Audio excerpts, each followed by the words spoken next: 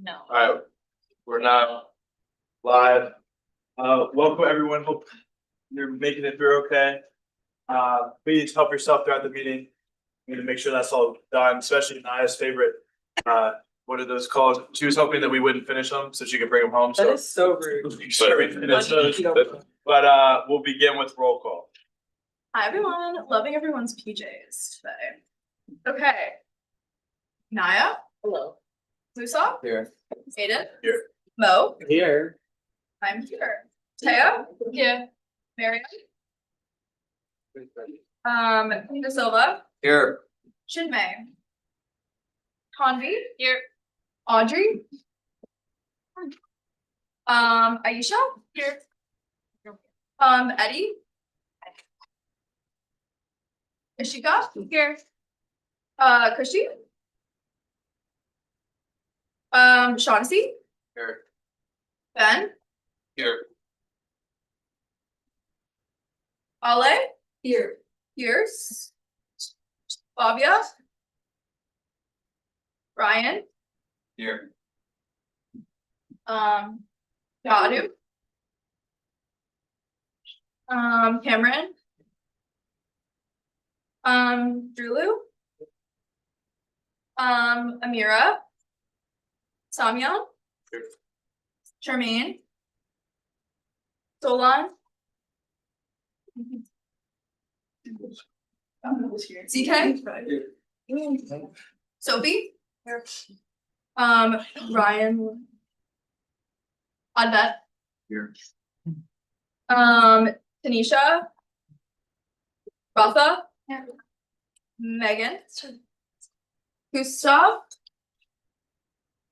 Awesome, Minna, here, Kennedy, here, Andrew, Lou, Here. Jeffrey, Anjali, Leo Solga, Here.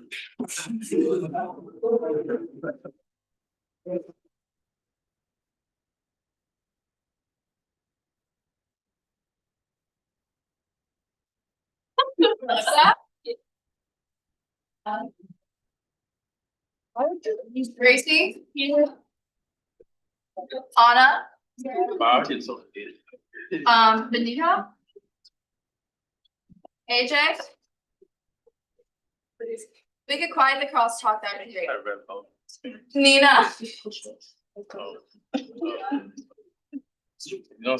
David, Here. Catherine, here. Zainab. Guys, we get quiet down, sorry. Morlake, Emily, here. Melinda, here. Sahasra, Kaylin, here. Anaya, Alex, Here. Simon, Jocelyn, with a Y, Sophia, Pablo, Simi, here. Ruhan, Here. Sebastian, Here. Provence, nope. Khalil, Here. Riddick, Dothan, Here. Martin, Jocelyn, Madeline or Maddie, sorry. Jack Terrell, Here. Nicole, here, Aditya, and Pablo, Here. and any members of the public. So you're taping? Hi, thanks for being here. Over to you, Aiden. Did you count Captain? Oh, hi, Catherine. Hey, everyone. So we will begin with 10 minutes of open forum. Before we start, I will ask, I know we got one day left, but if we could please put the device to the way. There's no.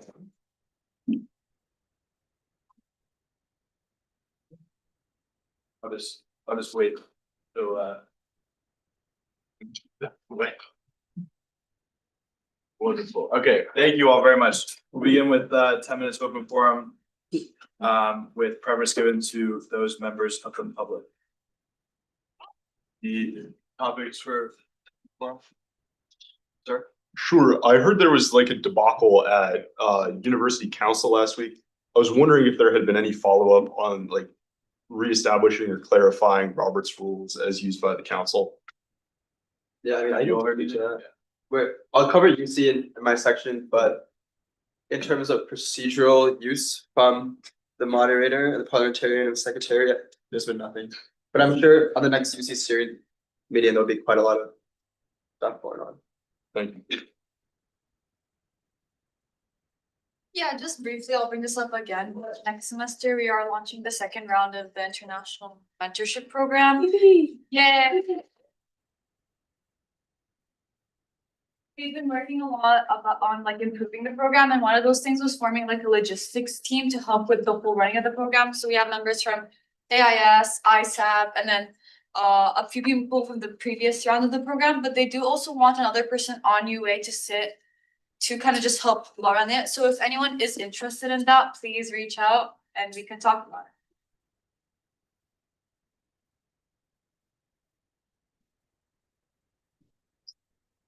Is it possible to get like an HR person? Um, I mean, you understand my concerns. I mean, I'm happy to hear any concerns that you may have. We can discuss afterwards. Second. Well, the case in point. Yeah, exactly. But we'll go one at a time. So Sure. I was just maybe I could jump in, Drew. In Oberlin, for example, my sibling attends Oberlin. There are safecos within student organizations that kind of act in an HR capacity in Oberlin's version of fraternities. Perhaps that's something that we could look into. There's probably something. There's got to be a parallel structure that could be explored. Also, Katie, an option. yeah. Any other? I had a dining advisory board meeting, and we discussed how like pre-COVID, they used to have a system where you can like turn your swipes into dining dollars, and that kind of went away during COVID, so we're trying to bring it back.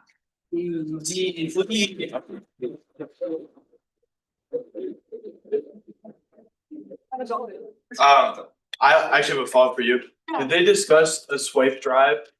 Yes, they did. Do you know But when? it was very successful. And they've already done, it. Okay. It was very- I missed that. Yeah. I have lots of swipes. I'm glad it was successful. Any other topics for new business? Seeing that there aren't any, do you like to make a motion? Motion to allow something. Second. All those elected members in favor? Any opposed? That motion clearly passes. We will now enter the report section. Naya?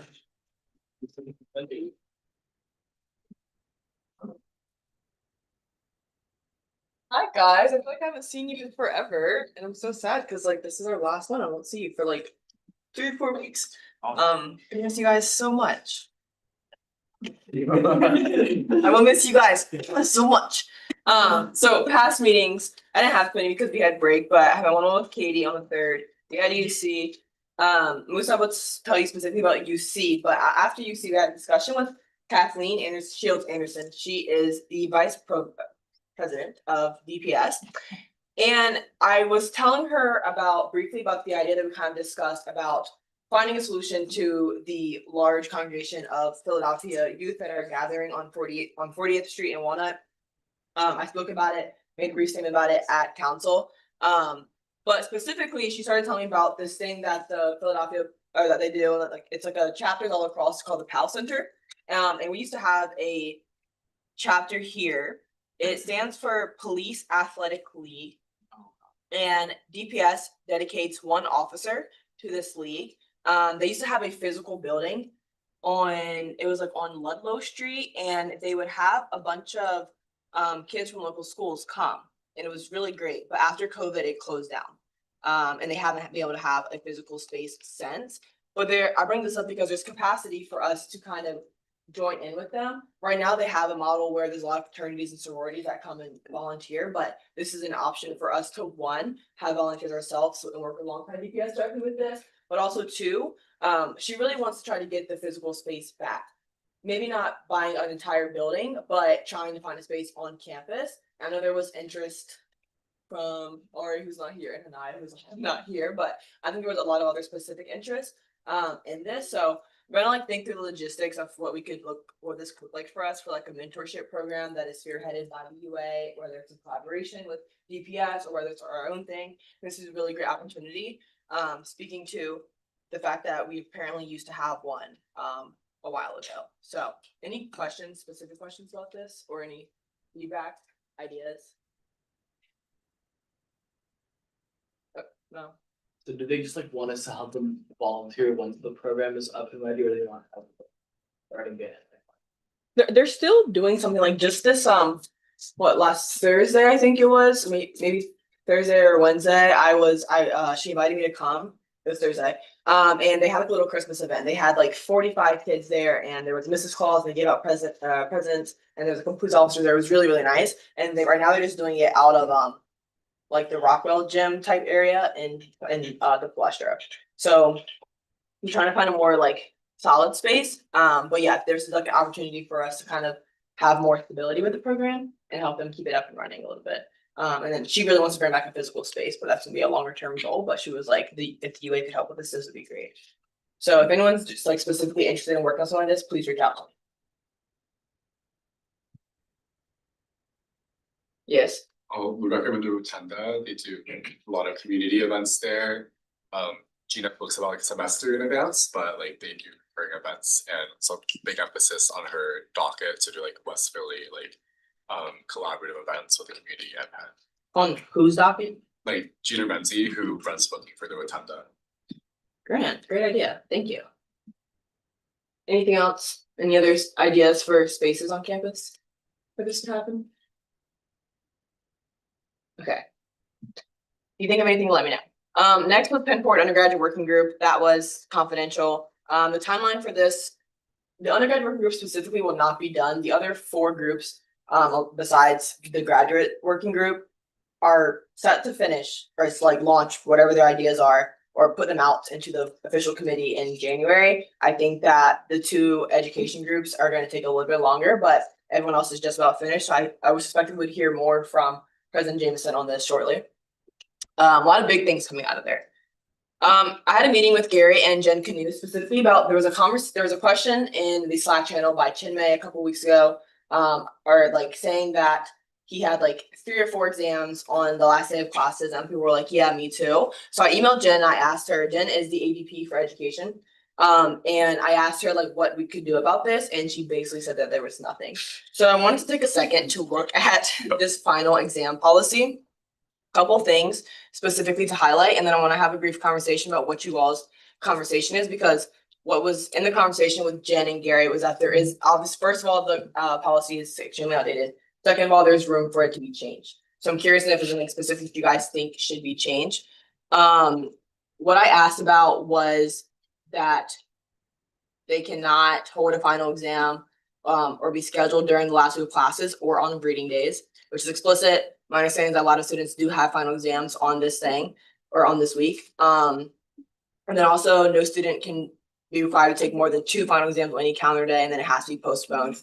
Those are the 2 main things that are in this. And then there's also stuff about conflict here, but the kind of questions that I kind of had is just 1, what is your current experience with final exams? And what do you believe are current faults in the final exam policy? Leo.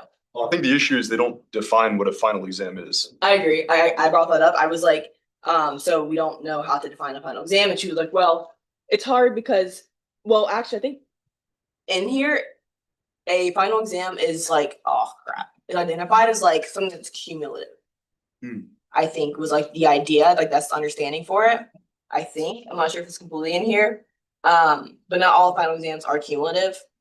I'll look in here, but so on the 4th point, saying that like it says first week of the spring and fall semesters. Would that mean like, let's say I have an exam in May, like I can only take it like when I return back in August? Yeah, exactly. That's usually when that exam period is moved to, is all. Is that like registration for anything? I'm not sure. No, So as a STEM student, every semester I always have final exams on my last day of finals, and I don't know if it's like common with other people. It's my fifth semester at Penn classes, and every time I have a final class I fit for. I'm curious if they can like look at like, the dates and times from previous years to see if there's a general trend where like some classes are like, but towards the end. Yeah. No, it's definitely a trend. Like the math exams are always like the last Last day. 2 days. You know, like, there's like a lot of people who kind of, so those first days. Like 1100, 1200. just over, did you have a? I guess, well, I was gonna second Mo's point, where like, yeah, like in my experience with STEM courses, they were always typically towards the very end of like the final exam season. I think something else that was like also discussed, like this is more of an idea than I guess like answering your question, but like Pierce brought this up, I believe, during CAP. But just that like other schools tend to have also finals during the weekends as well, just to kind of also further shorten that finals like window. And like sister schools across the Ivy League do it already, and I'm just curious as to why we don't as well. That's actually one of my questions. One is like, is there student interest to have an exam on a Saturday?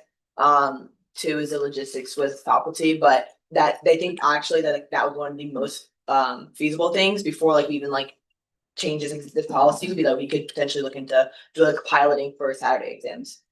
So that is possible. Khalil. Just to avoid like a lot of work, most of those classes have like midterm last week of class.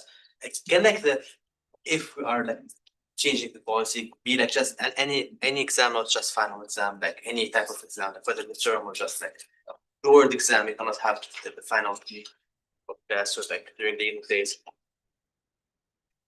I agree with that. I don't think there should be an exam in the final weeks. We talked about that briefly as well, just as an idea. Toby. With Saturday exams, I don't know if it's the same for you guys, but a lot of my professors are like they're proctoring our exams as well as TAs. So if it's on Saturdays, does that mean like, you know, that would cut into the professors? But like they would come, et cetera, on like a Saturday. Potentially. Musa.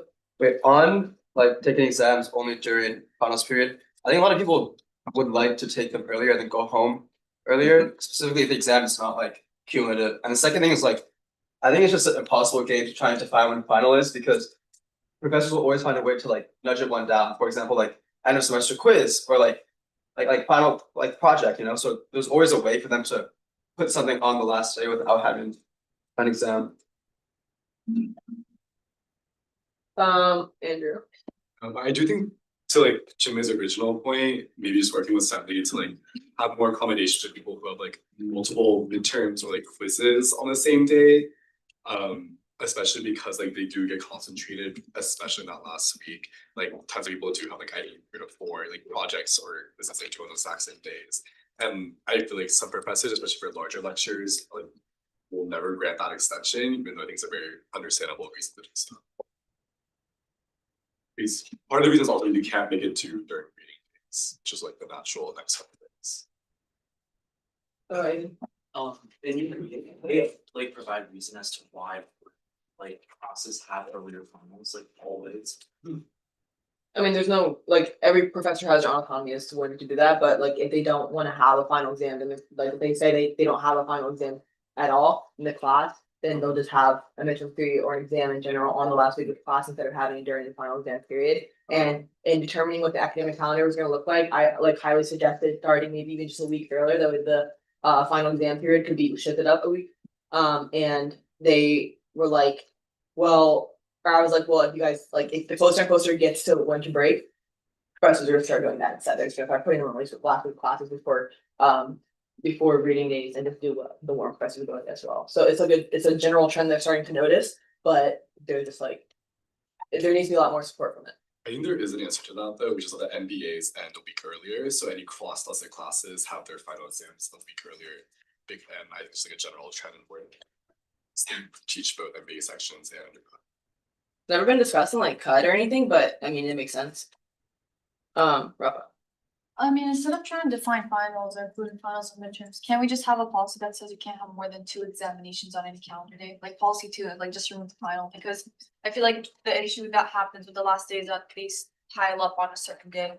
So if you could just have no more than 2 examinations on your calendar day, I feel like that solves a lot of the problem. Like no more than 2? Yeah. Because it says, I guess, because it especially says during the period in which final examinations are scheduled. I see, not just, Or just like like, get final rid of that. examination for the week before, like the last, like the issue doesn't necessarily lie with like all of them being in this region, they're just stacking up on certain days, because I know people have like 4 exams in one day, that's wrong in any situation. Pablo. Yeah, it's like the same thing, it's like changing the policy to be like the last you can't have them do with exams in general. Would you guys prefer no exams at all in that last week before reading days, or no more than 2 exams? More than 2. No more than 2, so we're fine with having exams on the last week or the week after Thanksgiving break? Okay. Bobby. Wait, I might have missed this, but is there a distinction between like what a professor labels a final exam versus an exam that is cumulative? No, like that's what they're struggling to do, is because like there'll be professors who will have a midterm theory versus a final. Final exam isn't defined officially, which is part of the problem. Cleo. Just have a question, why do we even like not have the 2 limits for like any other day? Like, why like is it allowed to have 3 midterms on the same day? Good question, I'm not sure. It can be like just like max two midterms for the whole semester at any day. Yeah. Semi. I'm just wondering what like the process for booking final assessments from the professors. During the final examination period, Yeah. the registrar does that. Like SRFS does that, they handle all that on their end, and it's not a professor's choice, no, they run an algorithm. So they don't pick like the time. No, professors do not, it is completely like external, but it appears like they do have trends and patterns they follow year by year. Moving on a little bit, curious to know what's your experience with rescheduling or postponing exams, if you've ever had a time where you do have 2 exams or more than 2 exams, has it been easy or hard for you to reschedule the exam? If it was like a final period or like during the finals, did you have to take it in January? Did professors make it work? Like what was your deal? Okay. So this is for a specific class that I had. I don't know if you guys had any similar sort of experience, but I tried to reschedule one of my midterm exams. And the professor's like, no, can do, but what I can do is make your final worth the midterm grade and the final grade. And that's what I'm gonna deal with, so that'll be fun. That doesn't sound like that's actually crazy. Okay, Alexa? Yeah, so a year ago, I got like sick the night before my final, and so then I like reached out to my professor to see if I could take it either like that week or like during the postponed period the next semester. And she initially said like, oh, I'm trying to decide if I'm going to allow the makeup for students or not. And so it was like in a little bit of a limbo since it is like professor discretion. She thankfully ultimately let me take the exam, but I just think like the fact, like I think it should be mandatory that they let students take them. Yeah. Okay. Well. Yeah, I have a comment and a question follow-up if you can ask, but I had to like postpone my exams this semester for reasons I had to leave early. My professor was very accommodating, but it was also like an intro class that has 260 people. So I'm assuming like big classes like have preset times for like makeup exams and they allow it. I'm not sure how smaller classes work. But my follow-up question is, if you go to like the rules governing final examination, yeah, like in the, where is it? And like the 4th point, it says students must obtain permission from their dean's office to take a postponed exam. But my professor did not say anything about that. He said that I can just take the postponed exam. So I'm not sure if that's like a strictly enforced policy or is it like based on each professor. So if they can like follow up on that, they are. Yeah, and even to like Alexa's point, it says like they must be willing to offer a makeup exam. who are excused from the final examination. I guess it depends on what the, okay. I'm sorry. Sorry, maybe this is a stupid question, but in what way are students' rights concerning final examination periods like made available to them? Nothing beyond like this just existing, and I usually put in my email before exams. Okay. I don't think there's any official university communication. Okay. I feel like for the having to like postpone, especially if you're in like the spring to like the first day of fall. I like last fall I had unfortunately someone passed away like right before my final. So they were like, you could take it in January, which would be fine, if I was going abroad. So we'd have to take it the next fall. But I've had to miss a day of like services, which I feel like there should be much more like, there should be a different type way to get that, for especially like extreme services. Yeah, and I will say, like, Jen is very much in favor of, she thinks that there is much, there's wiggle room in that fall, like, final exam period to just be able to take it in that exam period, like, say, like, something happens on the 12th and you're still here, like, you get stuff on 12th, but your exam, or you're doing 12th, like, you're here until the 17th, whatever, maybe you should be able to, like, there's extra days for that, so I think that is favorable. Pablo? Why can't professors do like online modified exams for students that miss those exam days and just have it proctored? Like for that, for like your like a service, etc. So, Like someone would ask a follow-up to Mo, like you didn't have to book like an appointment with your academic advisor through the college at any point? Because back when I was going to have to delay an exam like last fall, that's what I was told to do. I did talk to my advisor, and all my advisor said was talk to your professor. The professor approves it. Shit. Anyone else on this point? Okay, the next question, or there was a question about Saturday exams, and it seems like people, can I get like a raise of hands if you would prefer to take a Saturday exam, you'd be okay with that during the final examination period? And opposed? Okay, yeah. Yeah, go ahead. I think the version of reading, I know that this is kind of like even like a week of reading things, so I just think that like, for example, we got saving Monday, like the reason because we sometimes have like a lot of like projects and whatever do like Monday, like you cannot like visit and study. So maybe just like longer reading days, but like mention like usually Friday as opposed to Monday. Okay. Okay. Anything we can do to get a ground setting on question 2 and 4, so. Yeah. Qualitative influences and. Because I feel like we should do that. Make any further decisions. Yes, no, exactly. I wanted to have a discussion here, and then I already told Jen and Gary that I was hoping to send out a survey in the spring when we return, or potentially even before then. I just wanted to get a general sentiment here that I could figure out how to phrase the questions on a survey. But I probably will send that out because I think there actually is a lot of like feasibility to get some of these things changed. They were also talking about the lack of spaces. So what's going to be an issue is when DRL is taken offline. I think it's 27. It won't come back online until 2030 once it does go off.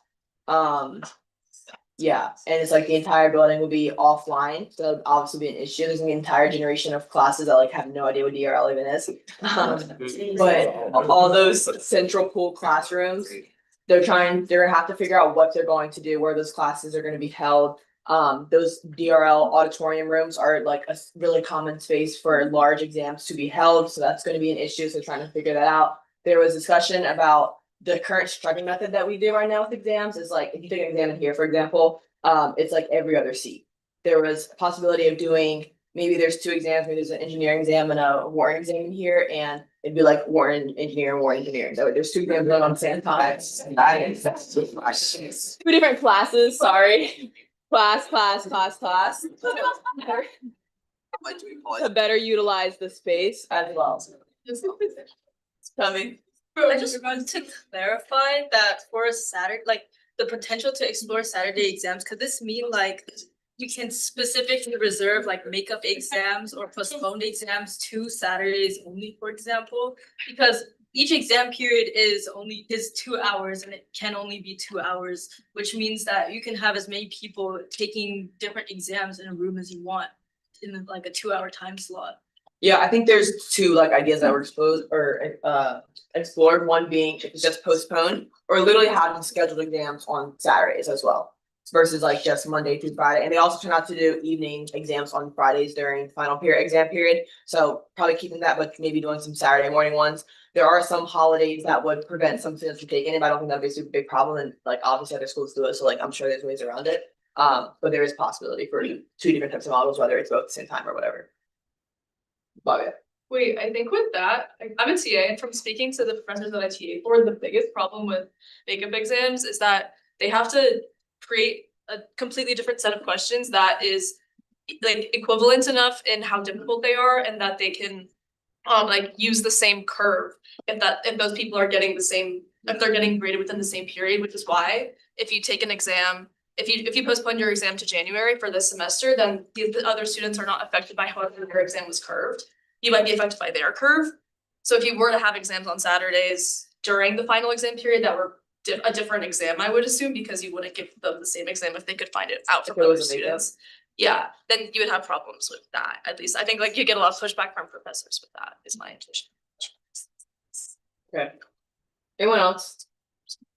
Okay, I'm gonna bring this back to Gary and Jen, and then probably be sending out a survey to the body. But I'm super excited because I think that this can be changed. Some of these things, like the Saturday exam, like piloting, and also like the striping of seats can probably happen as early as the spring or the fall at latest. Any other questions? Cool. Upcoming meetings are the one with Katie, meeting with Karu and Moose Up tomorrow, and then the CCTV committee, what is CCTV? Like, it's like, it's the cameras. What, closed circuit television? I think that's what it's. Okay. It's like the camera system that's like the university uses. Myself and the GAFSA president sit on this. They pretty much just like tell us what it is and what they do. I don't really know what else happens. Maybe this is the first one, and I'm pretty sure after that it'll be confidential. So I won't be able to share updates. Can you ask them about like predictive imaging and if they like implement AI into like surveillance? Carol. What is generally if they use license plate readers, and specifically if they use Flock, which also uses AI, and it's become a very large corporation that a lot of departments across the country use. Anyone else has CCTV questions? About the camera system, Bobia? Do students have a right to know when they're being recorded? At Penn specifically, like with how I don't know that situation, like do we have the right to know? Alas, I mean, I feel like it's not that you don't know, like the cameras are like there usually, like I think you usually see them. It's a good question. Carol. I guess kind of to that point, like where do they put cameras in college houses? Yeah. Yeah. What is their policies for that? I will say, like, in general, I know for a fact that like there's no cameras within college house hallways because of people walking, especially like Hill or like Sofer, who are walking with their towels, like they can't be there. And like even that, like I asked a question to the allied security guard up front. The allied security actually isn't even, they can't touch, if there was an intruder, they can't touch them, they can't do anything besides be like, no. Call the police, and I thought that was kind of insane. But you know, they're there for our protection. Any other questions about CCTV? Just to respond on that, legally, if it is indoors, you have to have a sign, you are being recorded. Outdoors, no one knows. Yeah. Do you have a right to see recordings of you if those recordings cause you to face disciplinary penalties? Oh. Okay. I guess just how far do our cameras extend? Like, do they go all the way to 43rd? Do they go past 43rd? Yeah. What is their reach? Okay. Anyone else? Yeah. It's like a different question from like internally, but like externally, like we could subpoena or like we'll request like surveillance footage of students. Like, what's Penn's response to that? I hope I can give you guys answers to these questions. meeting is supposed to be confidential, but I'll make some shake. Any other questions? Yeah, so David. Cameras near outside of gunpowder, like what's the heaviest sort of things? What you do?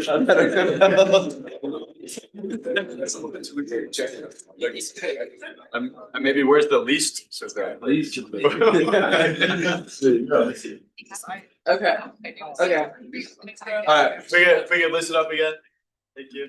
Alright, anything else? Any other questions, concerns, feedback? No, great.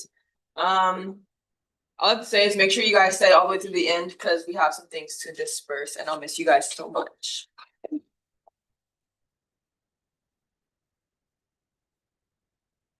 everyone.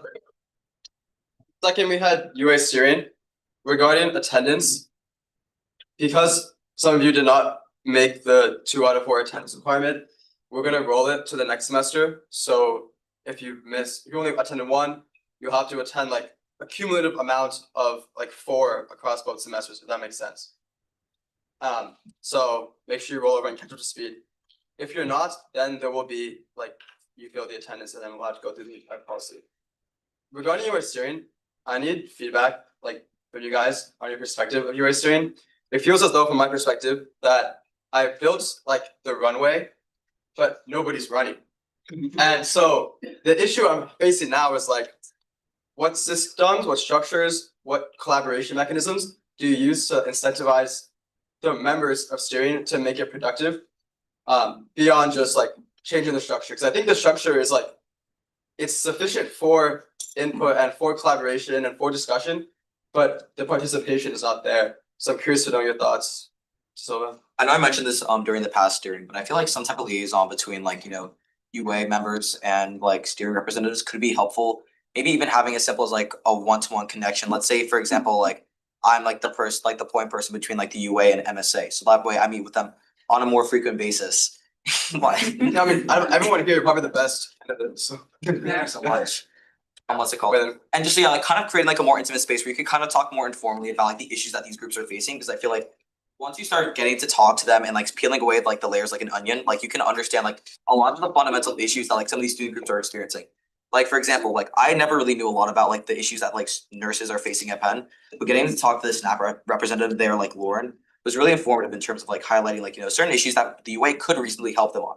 For example, like transit access when it comes to like the Pennsylvania State Hospital during certain hours, or like food during rotations. So I feel like having some more not intimate, just like I guess like more direct connection between like UA and the steering representatives could be helpful. I almost like that idea. I would be curious to know like what that model will look like, because I would be worried and hesitant, because I don't want it to feel like the UA is overstepping, overreaching into these organizations. Like for example, if it was like us sitting in on their meetings and we would do for like an advisory board meeting or something of the sort, I would be hesitant with that because I don't think that's our place and I don't want them to think there's like a overbearing of UA members on how their organization structures. Yeah. Do you mind if I jump in for that? Does anyone else have any separate things? Yeah, Andrew. I actually was gonna add on to Aiden, but you do, especially with board transition, you do one-on-ones as a VP. And I just think like since you platform them in the agenda anyway, just making that open to members, maybe attend some of those one-on-ones if they're particularly interested in individual group, could be a great way to like have individual like steering representatives know a couple more faces at GPM. Or steering that aren't just you. Yeah. It seemed helpful to have the groups kind of group together and be able to talk about each other since they're working on similar things. I know this would maybe eat up a little more time if you did it every steering, but I think it would be nice to have those groups like consistently check in with each other at each steering meeting. Because I feel like that is more productive than just everyone sitting and listening to the UA talk for a majority of it. Yeah.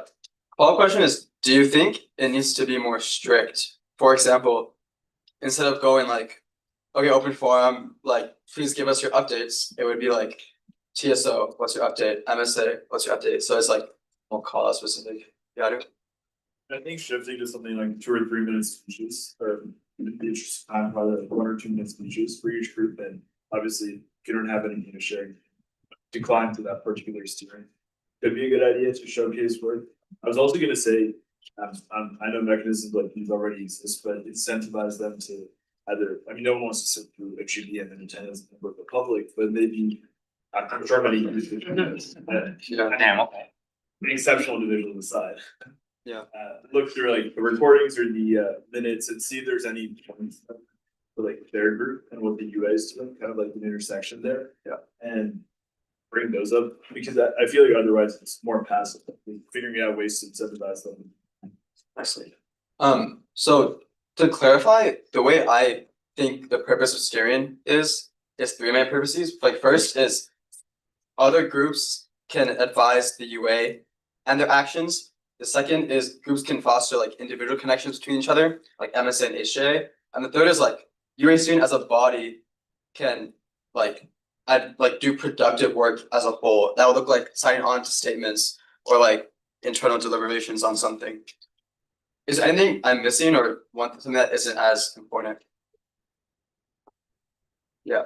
Well, as someone who was a representative for one of the groups on UA steering, I think with the third point, you're going to run into issues where for these student organizations, their issues seem very insular and not really something that would be beneficial or would really connect with other student groups or with the UA.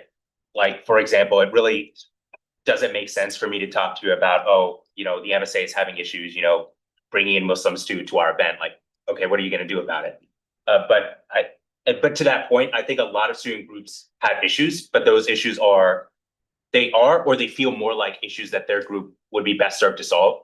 And there wouldn't be much connection or insight gained from bringing it to UA steering. So if you have the idea of an open forum, for a lot of these groups, they can probably think of one or two things that they're currently working on in their organization that they wouldn't say in open forum because of that point.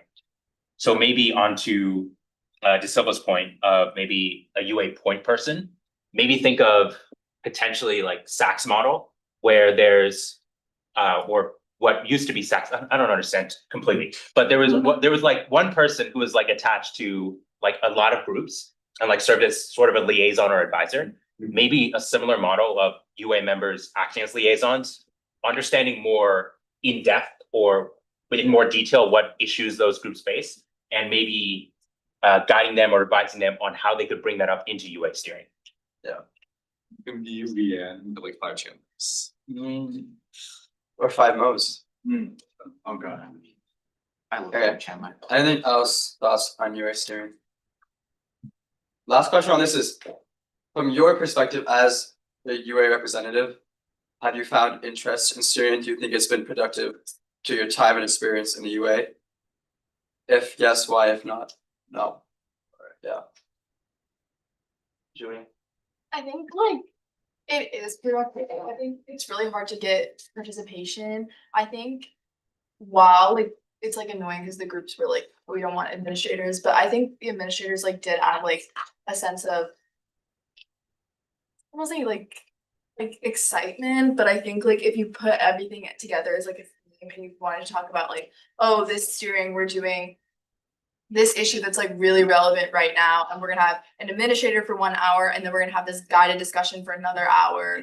I think it would help make things seem more cohesive and not put as much onus on the individual steering reps to like come up with the things that they want to say. Like there's a guided discussion where, okay, we know we're talking about open expression, we know we're talking about funding or whatever.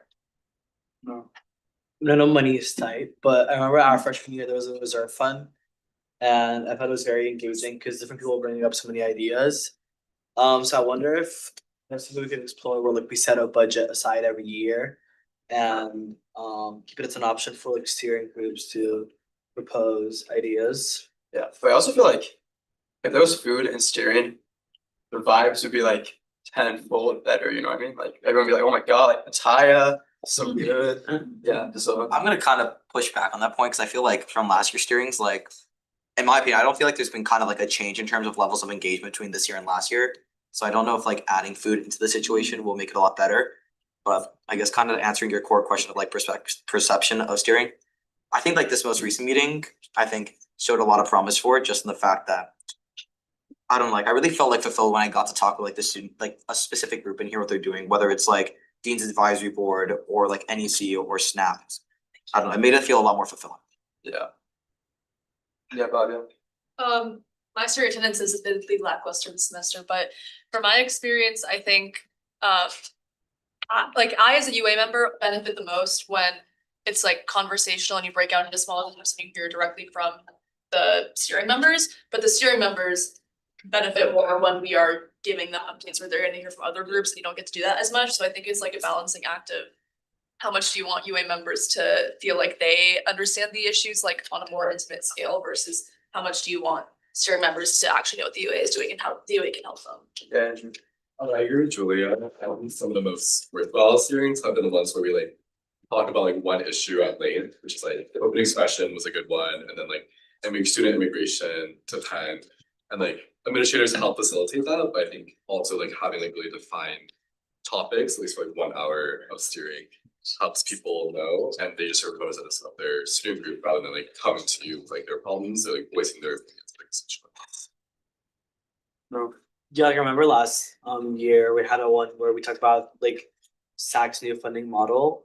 And yes, there are like current issues right now that are still being worked on, but a lot of the feedback that was given was actually implemented in the model. Yeah. So I do think that the things that we can say and do are very like tangible. We can make change. So it's boring that. No, it could be interesting to bring like the SAC funding model back. Yeah. And then do a little on the table. little hot seat. Okay. Moving on. Now with Katie, we just caught up on the cultural resolution. Next on University Council, here's a GP article. I'll tell you a little bit about this meeting because I think it was relatively like engaging. Feel free to read this if you want. Naya and I both got quoted in interesting ways. And then so the committee amendment to change the name diversity and equity change on a 1914 vote to the community and equal opportunity. The important thing is that the work of the committee is not changing, nor is like the broader goal or the vision changing. Also, Faculty Senate is appointing like the faculty leaders of the committee, who are people who've been really rooted in like DEI work here at Penn. This meeting specifically, and I think this is probably important to know just out of like how we interact with UC. It was not the most well-run meeting. The context of what happened was they proposed like, so we didn't have quorum to begin with. There are 90 voting members-ish on UC. There were only 32 that showed up. And like historically UC only gets like 45 to like 30 to 45 people. And how many students are there on UC? Like 20? We have 15? so 15, like right? undergraduates and graduates, Yeah, like the total number of seats that we have or the total number that show up. since we have, I believe it is 30 in total. yeah, and the rest are faculty. But the point is we didn't have quorum. We pushed this vote to the end of the meeting. We hit quorum. We went back to this vote. We discussed, debated this, blah, blah, blah. Then one person was like, and don't quote me on this, but made a motion to like start the voting process. But they asked for like anyone in favor of voting on this.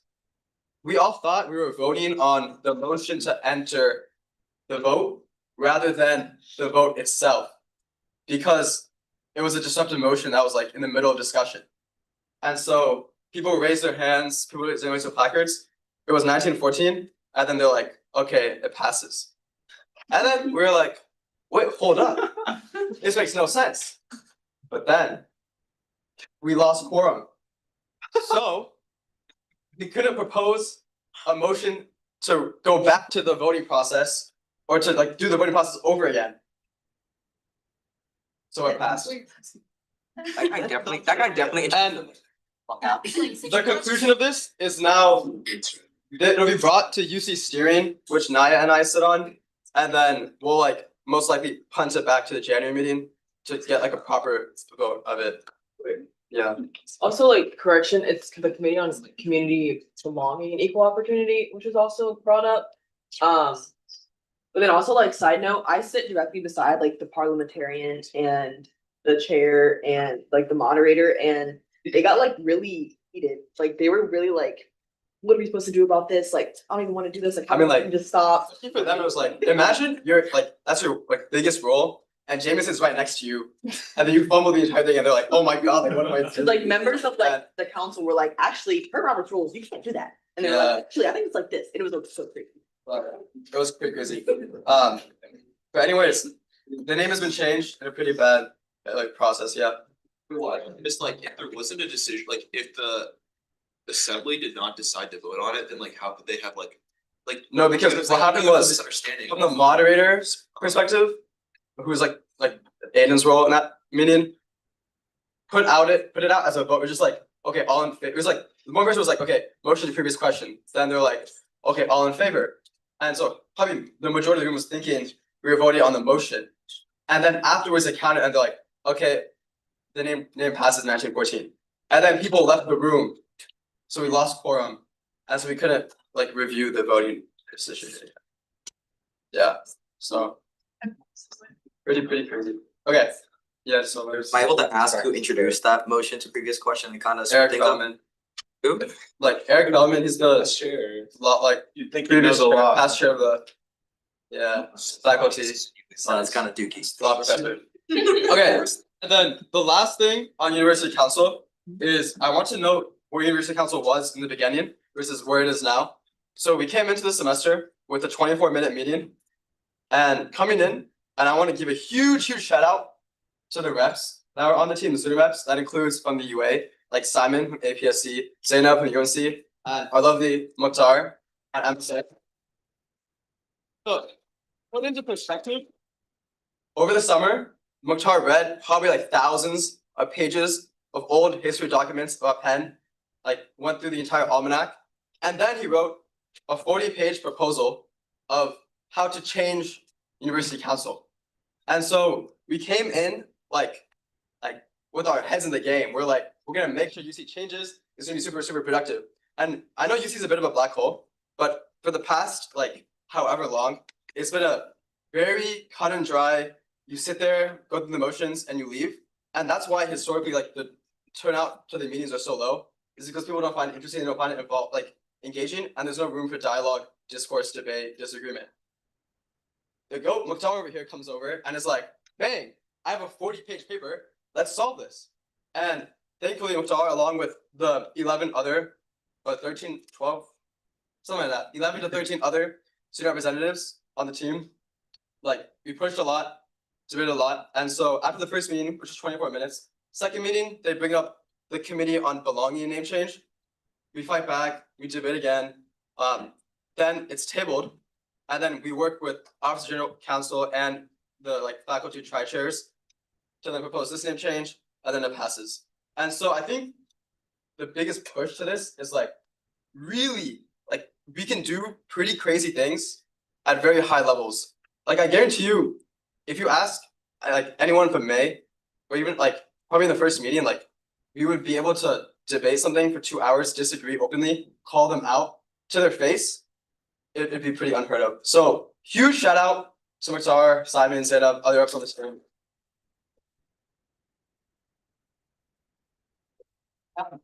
The second thing is also like, really this is just a step in the right direction for a lot of projects, a lot of things we do at Penn. Like all we do right now is just pushing the needle a little bit more. And like, I guarantee you, whoever the next person take my role is, person after that, like we only can get better. And so with the UA, when we look to pretty crazy projects or pretty like hard systems to change, like really they're solvable. And like, don't let like admin or people or your friends tell you like the UA is useless, the UA can't do anything. Cause like we can do stuff, you know? So yeah, okay, that's my 2025 and inspirational message. Have a great day, guys. Wait, that ghosted me, so ignore that for now. Would be the first? So just to finish up that point with University Council, the next University Council meeting is prior to our next GBM, which is kind of insane. But the way the schedule works out with GBM because of, we're not gonna have it, I'm gonna talk about that in a second. We won't have that until almost the end of January.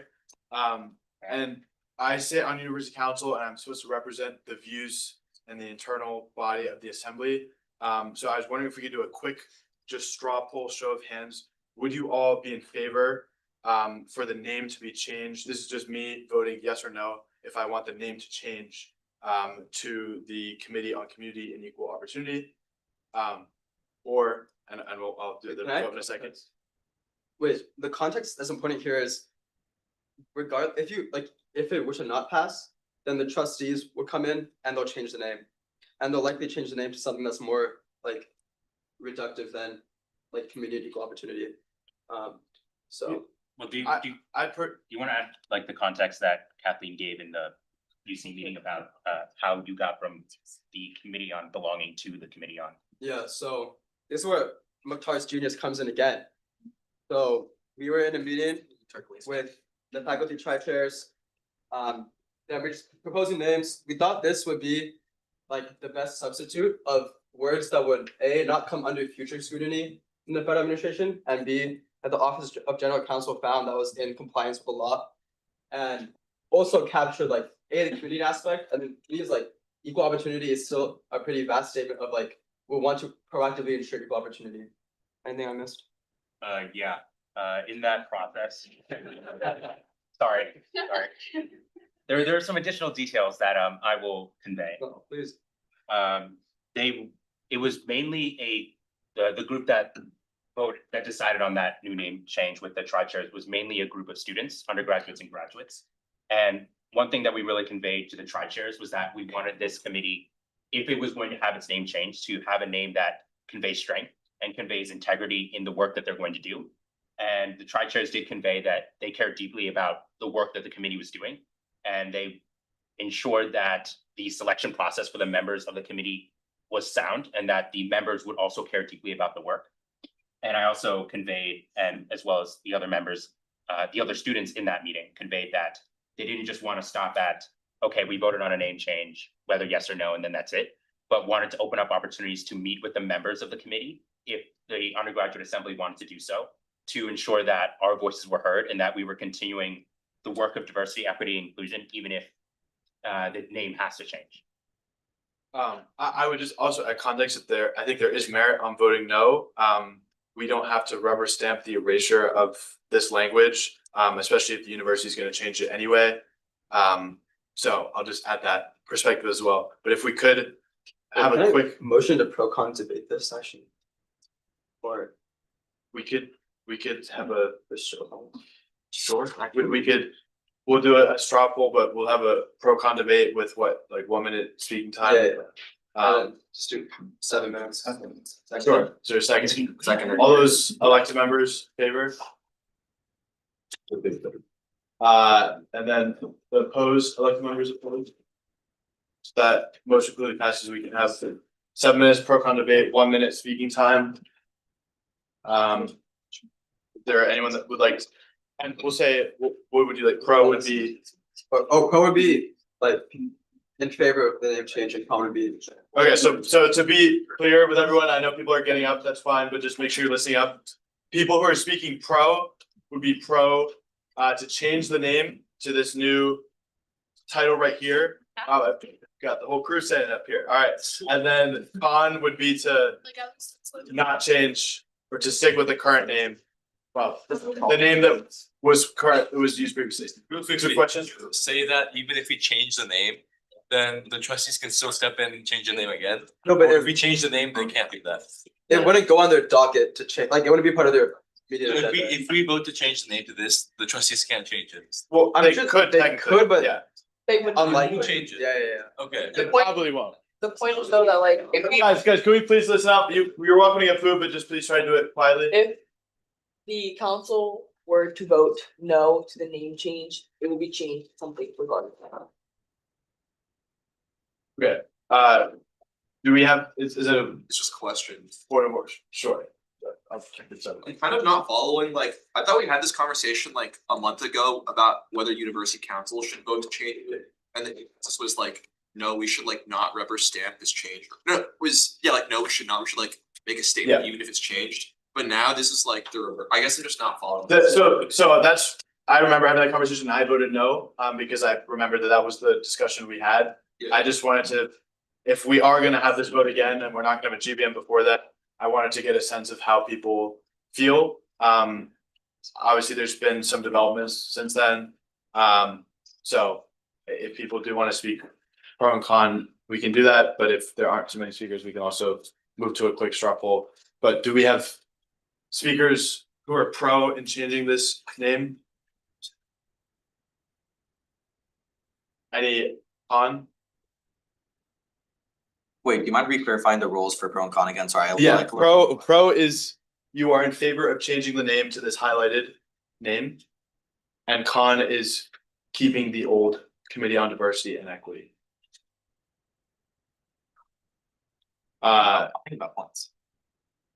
Are you hoping to speak pro con?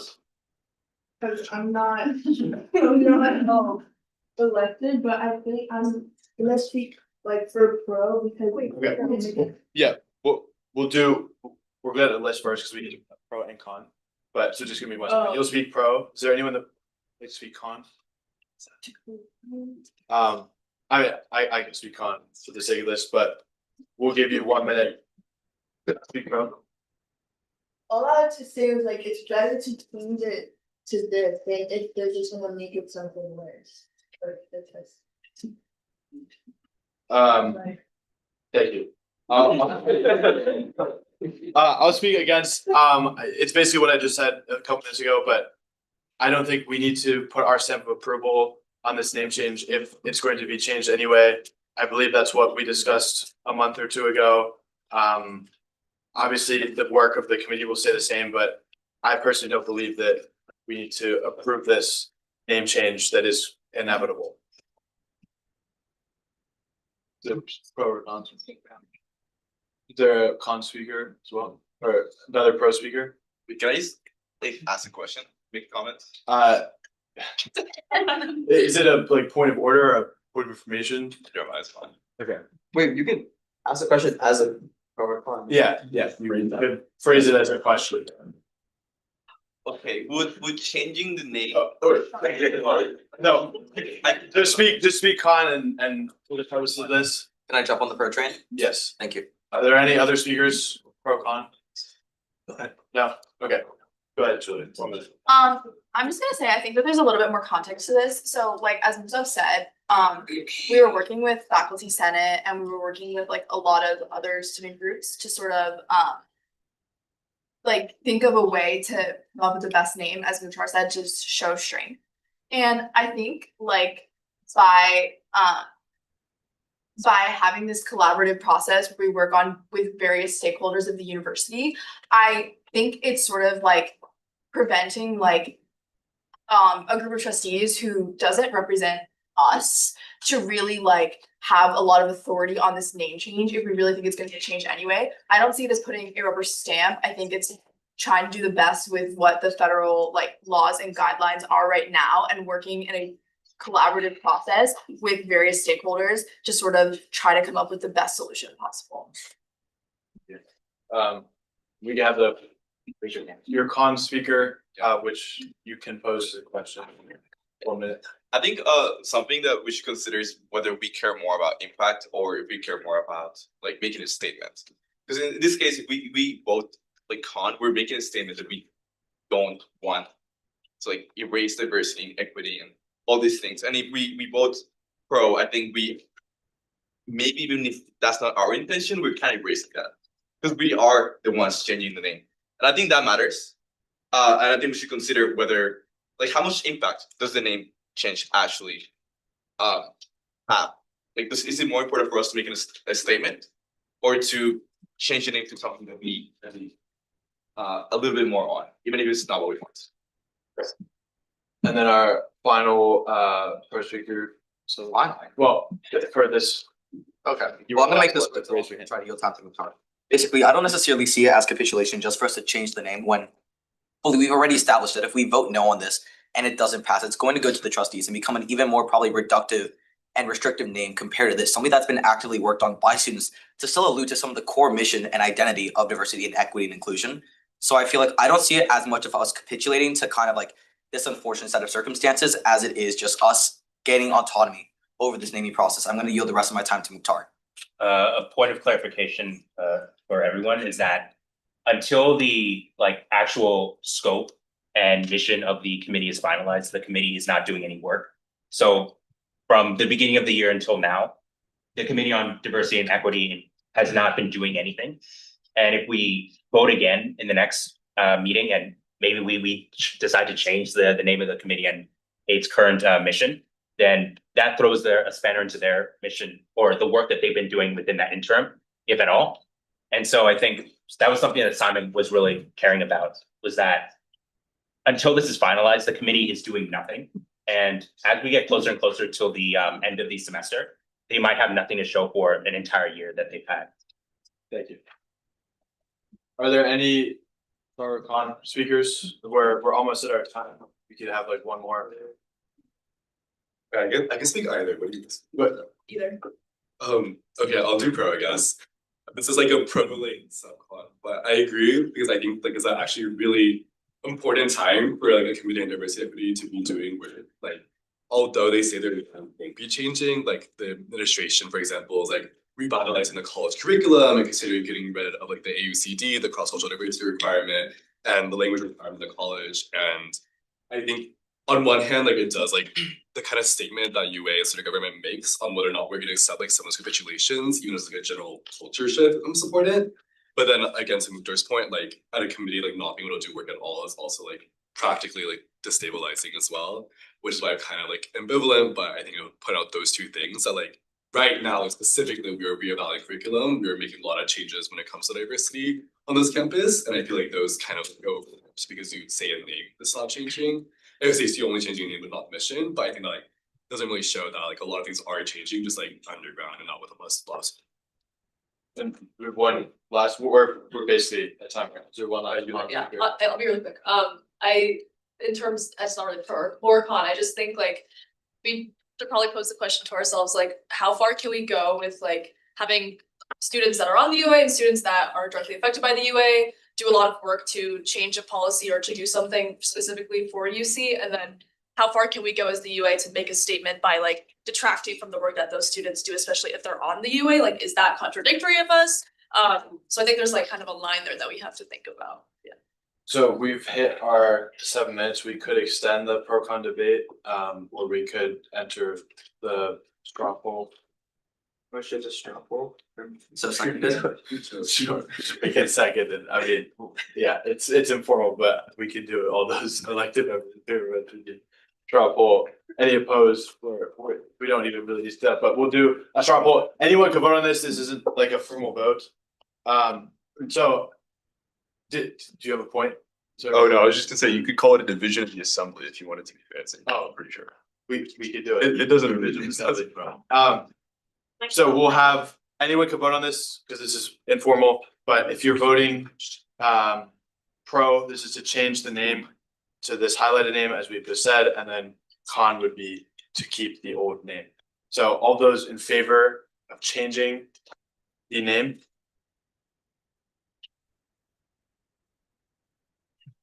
And then all those against changing the name? Okay, so to me, it looks a little closer. Yeah. Oh, if you check the log. No. Get in your contacts. Well, can we do it one more time and I'll just count real quick? So all those, again, in favor of changing the name? Is it only elected or can? No, everyone can vote. Everyone Everyone can vote. 2.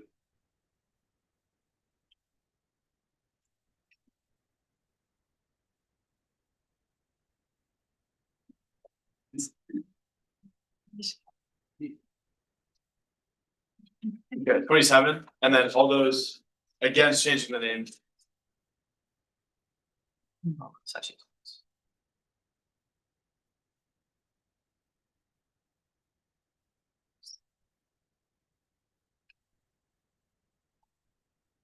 Okay, third or 14, so 14, yes, and this doesn't.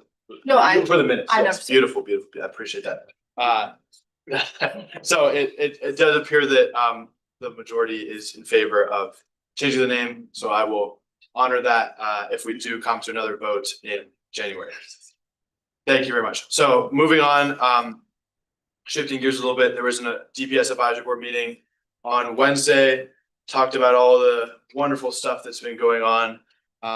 We have seen a slightly concerning uptick in assaults and robberies compared to this time period last year, mainly in the early evening hours. There have been these large teen meetups in the 40th Street corridor. They did talk about trying to go after the people that do these original posts. And that's something the Philadelphia police have done and said, and hold them liable, like you're gonna have to pay for the police overtime, you're gonna have to pay for the cleanup. And that apparently has been successful previously. And they have said that some of these group gatherings are actually being run or promoted by adults, which yeah, but so they're trying to go after those people and sort of get at the root of that issue and stopping those gatherings from happening. Also, pretty obviously, it's less likely to happen in the winter. The colder it is, like these things don't happen as much. There has been an uptick in assaults and robberies. Real quick on the Cinemark shooting that was about a month ago now. Started off as an argument inside of the movie theater. The patrons then exited. There was an altercation. One brandished a firearm and shot the other several times. Penn police were like feet away, and this is what I was trying to tell people on side chat, like what more can they do? Like they're literally like at the intersection of 40th and Walnut, and the shooting happened like 20 feet down Walnut. So what they call it in Philadelphia, they scoop, and that's when you just pick up the victim, put it in the cop car, and drive them to the hospital instead of waiting for an ambulance. So Penn police scooped the victim, and they recovered. They took them to Presby. And then it was a Penn police officer who was a new officer. She was with Philadelphia police for many years. Eagle-eyed officer was able to get the license plate down of the suspect vehicle and was able to track the vehicle over a mile away. They were able to find an abandoned vehicle, apprehend the suspect. And this was also PennCom relaying the information from Penn police to Philadelphia police. Honestly, excellent police work by the University of Penn. No, I'm serious. It was like truly incredible police work by the Penn Police Department. So I'd want to give them credit for that. Happy to answer any questions. Then shifting gears, and this is a little more tragic. Obviously, there have been 2 hit and runs, fatal hit and runs on Market Street over the last few weeks. There was the Penn housekeeper that was killed, I think about 3 weeks ago. And there was another housekeeper killed from the Sheraton on Thanksgiving. Both of these have been hit and runs. The suspects were traveling so fast in both cases that the victims were knocked out of their shoes and were flung several hundred feet. I mean, so it's like terrible to even think about. What they're doing in terms of enforcement, it's a little tricky because the police districts actually split on Market Street. So we're south of Market, it's the 18th district, north of Market, it's the 16th district. The 16th district has reached out to Penn to help with enforcement. Penn is also going to put up their little speed monitor thing that tells you how fast you're going. They have been, I saw them actually yesterday. They had a Penn police car at like 34th and Market. They have Drexel police out there. They're trying to have presence, have their lights on. But it's a very tragic situation. It's hard to get stuff changed as well because it's a state route. So it's a little bit harder for the city to do things. But there are hopefully measures that they can put in speed cameras or whatnot. And then the last thing is just that Penn Police usually doesn't really do much traffic enforcement, and they basically never give out traffic citations, usually just give out warnings. But they are hopefully going to do some enforcement with the 16th district to stop people that are traveling in excess speeds and going through red lights. Any questions on any of this? 2 questions. One, is there a red light camera that?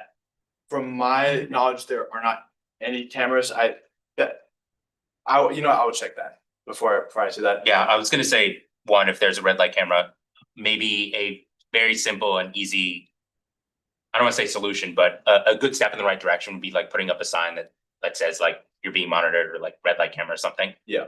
Just as a deterrence. Any other questions? I doubt they said it, but like, did they say anything about funeral arrangements? Yeah, so the service happened a couple weeks ago. I know that many folks went. Kathleen talked about it at the DPS commendation ceremony. I think they actually arranged. She's mentioned that they arranged for buses. I think the day that she passed away to go to her church or wherever her faith-based group was, and they took a lot of Penn community members and her colleagues to go pray together after she passed away.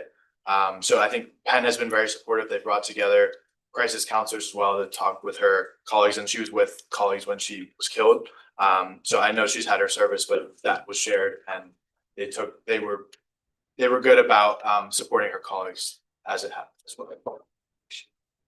Yeah, I just wanted to add on to that. I talked to like Chaz Howard the day it happened, and like they immediately sat down with her family, with all of the rest of the housekeeping staff, and was honestly like I was very touched by how fast admin had responded. I think it just goes to show that like at the end of the day, like students are very important on this campus, but aren't like the only stakeholders that admin have to deal with. It was like a very humbling moment for me as well. Any other questions? Oh, yes. Now, I know Marcus Street is quote unquote high entry corridor by the PBRPC and their Vision 20 program. And I know of many bikers who have tried to bike on Market Street itself, and I understand that there's this like part, I think at 38th Street, where it just like transitions like the side of the road to the middle, and there's like no indication to, I guess, bike from like the side of the road to the middle of the road. Basically a very unsafe street, and I was wondering if, you know, if there are any plans to I guess like advocate for more safety on Market Street at all. Yeah, so there's actually been a local community advocate that's reached out to me personally for another group that I'm involved with. But I know, I mean, it should be a nonpartisan issue. I would hope that everyone can agree that we need more traffic calming measures in that area. So I know there are efforts to have a petition. Again, it is tricky because it's a state route. So there's limitations on what the city can do, but there. We asked Governor Shapiro. We could ask Governor Shapiro. I can plug it to the whoop team that's going on Tuesday. That's what it. Yeah. Any other questions? Could we like add more like speed bumps or like speed to lower speed in that area essentially on the streets? Yeah, I think that would be quite challenging given that it's a state route and it's a relatively high speed. It's not like they have had those, they added those on 34th. Penn was able to advocate for that. But because it's more of a major road, speed bumps would be harder. I think maybe having medians or other, they call them traffic calming measures might be possible. Again, I know it's hard because it's a state route. I don't know much more beyond that, but definitely all things that are possible. Anything else? Wonderful. Okay, thank you very much with that. Last couple of things. The spring GBM schedule, here it is. I will run through it real quick. Again, we're not going to meet till almost the end of January just because of the holidays. When we come back, I will update this once we have a room confirmed. The yellow ones are the budget GBMs, which Mo will be running. It's going to be earlier on the 8th because that's the Super Bowl. So we'll be meeting at noon, and then we meet a little bit earlier for the other two budget meetings to give us more time because they tend to be a little bit longer. The other thing that I'll note before I take questions, these last two will likely be in the next session. This one being the transition meeting where we elect our new speaker, treasurer and secretary, and then this final meeting being the first of the 54th session. Any questions or comments real quick? I guess sorry, you can go. Well, I called on you. You got it. You got it. So I guess like with the increase of the size of the assembly this year, I guess are you looking to like I guess different rooms in Huntsman to kind of accommodate both like now the representatives that are going to be there for budget meeting as well as now like the massive number of EMs and AMs that we're gonna have? Yeah, that's being accounted for. We'll do our best to make it all work. Thank you. Any other questions or comments? No, okay. Then finally, our wonderful merch that Naya has designed. Here's the QR code. Scan that if you haven't already. Order some merch. Trying to get that done. When do you want? Like open link. I think it said we're gonna keep it open for 2 weeks. So I think I don't remember. But please place your orders ASAP. That we can go ahead and order those. Sorry. I don't know why. Yeah, the form will close on the 18th, which is the last day of classes. Or sorry, exams or whatever. The day you gotta leave, whatever. So please do it by then. That way we have it. There's a couple people who have ordered already, but we're gonna close it, not to bump anyone. So if you don't get your drops, that sucks. And if you do need financial assistance, please feel free to send me an email and we're happy to assist. Oh, and a couple people have asked me what I wore the day that I like brought the sample in, and that was a large. And that is the exact one that we ordered. And here's QR code again. And then finally, member of the week, do a quick. And then final GBM is illustrious. Leo. He made the trek up 95 just to be with us this evening. Left his classes early at DC, maybe, but he well, you know, it's just for the story. You're lying. You know, he made the effort to be here. So thank you. For 3.5 years of service, including as speaker last year. Thank you so much for everything you've done. And congratulations. Best of luck. Thank you, everyone. Leo, I don't have a crown, but I'd like to bestow you with this. Oh, thanks. It is a Ripped it limited off edition me, by the Kaideki way. hat. Wow, this is ripped it off me. Yeah, he does. Look, it's getting that point. Frat boy leader. Alright, hi everyone. Real quick, my past meetings, I had a meeting with Sports Club Council right before Thanksgiving. We talked about the committee structure, their funding, contingency funding model, the application process to be on SCC, demand, etc. It was a fun meeting, learned a lot about it, and it's helpful for our resolution that we're working on. I had 2-on-1s with Katie because annual budget's coming up, so there's a lot of questions on things to work on. And in the next GBM, so the first one next semester, I want to have a longer presentation on what the format's going to be to keep everyone in the loop. What we talked about SAC, how the semester went, and the annual budget. And then I also met with the GAPSA finance chair to talk about their legal services contribution and the SPAC graduate student tickets. More of those next semester, and no more meetings. And happy final season, everyone.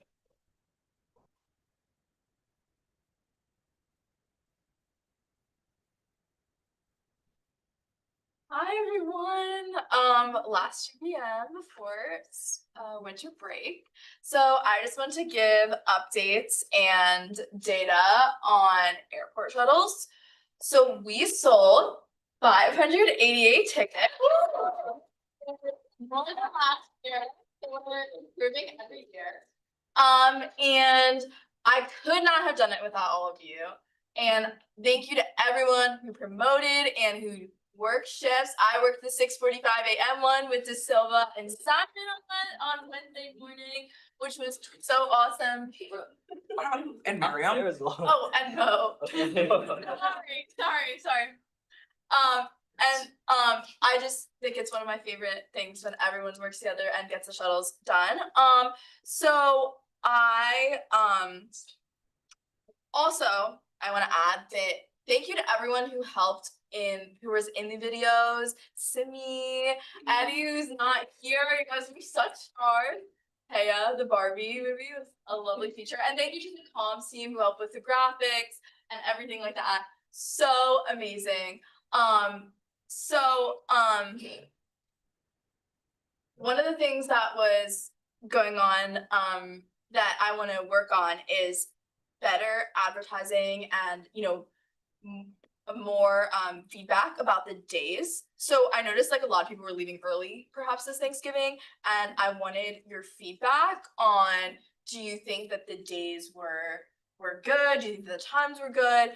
DeSilva and I are going to be having a meeting with business services either this month or in January, the first month we're back. And we're going to talk to them about what could improve, what could be better, what was good, what should stay the same for spring break. So I'd like to hear y'all's thoughts on that.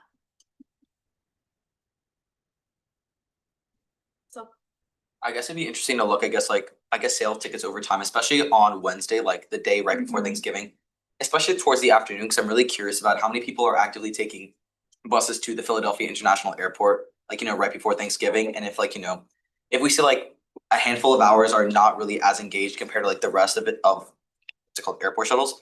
If we maybe we could shift that over to like maybe weekend service as well, just because I feel like a lot of people this Thanksgiving season left like during the weekend, if not on Friday. Yeah, I agree. I mean, there's definitely hours that weren't as popular. We sold 200 tickets in the last day or in the last 2 days. Which I think is like people last minute. I took an airport shuttle. I bought my ticket last minute, so I get it. But I think that there were like certain things that we could, dates that we could change, times that we could change, and then like how we actually think spring break works. Like, do people leave early for spring break? I don't know. For me personally, I had like a 1:45 p.m. class on the Friday of spring break. So I, just was wondering, like, what do you think, Gracie? Yeah, same as what DeSilva said, like I left on Monday, so like I feel like most people either leave like the weekend or that Monday, so I feel like maybe the weekend, and then for spring break. Like, yeah, I would say like earlier than the actual spring break starts, because a lot of people don't have like Friday classes. Right. So like, not Thursdays or something.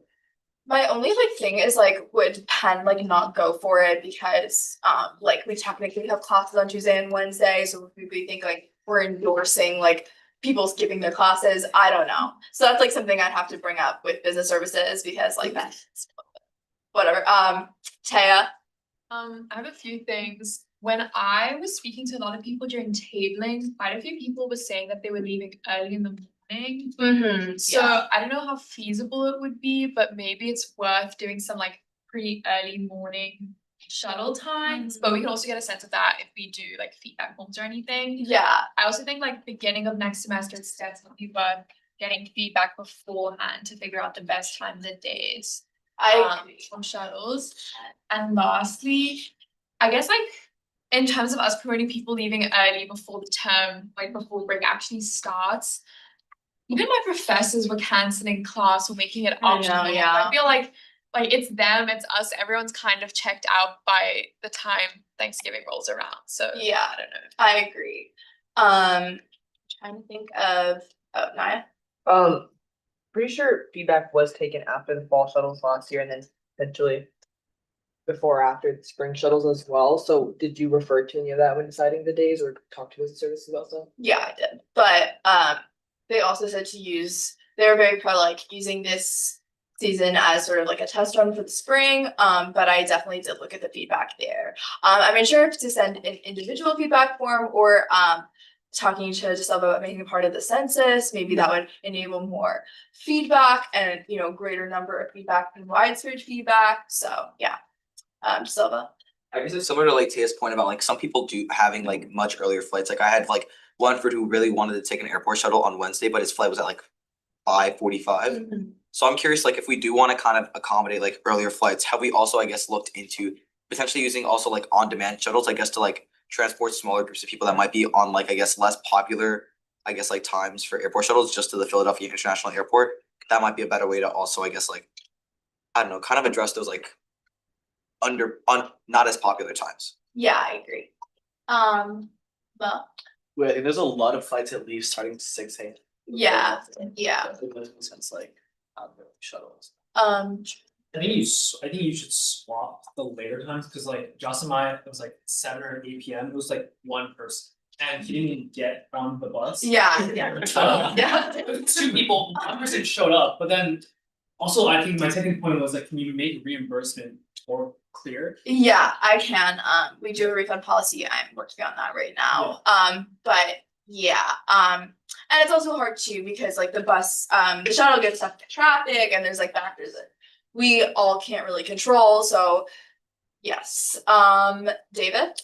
I like the idea of early airport shuttles too, because I mean my 10-hour delayed flight landed at Philly around 3 or 4 a.m. and there was already 4:30 a.m. and there was already a line outside security that just opened. And I think the first flights out of the airport were at like 5 a.m., especially like United, which it like takes up like the cheapest slots for Philly to like Houston and San Francisco. And a lot of people fly United, so I think we should look into early flights because people are trying to beat the security there. Okay. Or earlier shuttles. I mean, my bad. Maybe just in a pilot, like the reverse shuttle, where like on the day people come back on the Sunday. Yeah, I like that idea as like well. 2 shuttles or something. Yeah, I really do also want to stress business service is very resistant to like taking on more responsibility in terms of like having more shuttles, having different days, taking on some of the expenses themselves. They're just not the most like pro, and we're trying to work on that. BPOL very kindly gave us $3,000 this semester or this year to sort of help fund, but we're trying to work on that and working with Mo to sort of like secure more funding and more support. But yeah, just a little.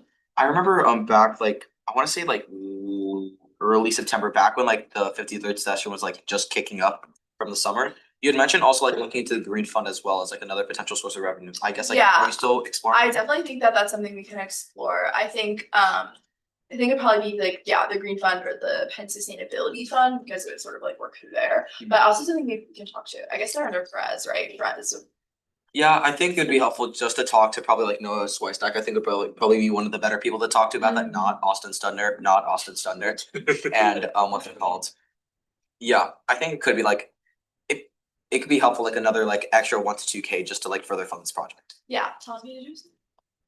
It was my I wanted to ask about like feedback. Is it some like are they sent a form immediately after? No, they are not, or at least they didn't this year, which is probably my mistake. I do think the census information would be helpful because I also want to know from a student that maybe didn't take the airport shuttles, like why are they not taking it? Is it because they're leaving early? Is it because they'd rather just call an Uber? I don't know, but those are all things that I'm like really interested in. Well, I feel like maybe like having both options would be It'd be great. good, yeah. It's like more timely, like it's still in their mind, like all the things they wanted. I don't know, all the things they have to say about it. Yeah, that's good. Okay.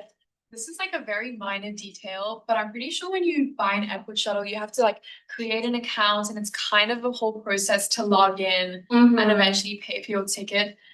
And I guess in that sense, some people, especially if they're last minute buying their ticket, might just find it easier to book an Uber. Yeah. So I don't know if there's an easier platform to do it on. Yeah. That might be. We're looking into Penn Labs. Penn Labs is trying to do ticketing on their mobile app. They're running into some roadblocks with that, nothing to do with airport shuttles, but I'd be interested in looking to another platform for that as well. Claudia? Wait, I know Shakar is sadly no longer in the UA. What is the status on return pairings? Are we gonna continue doing that? We are.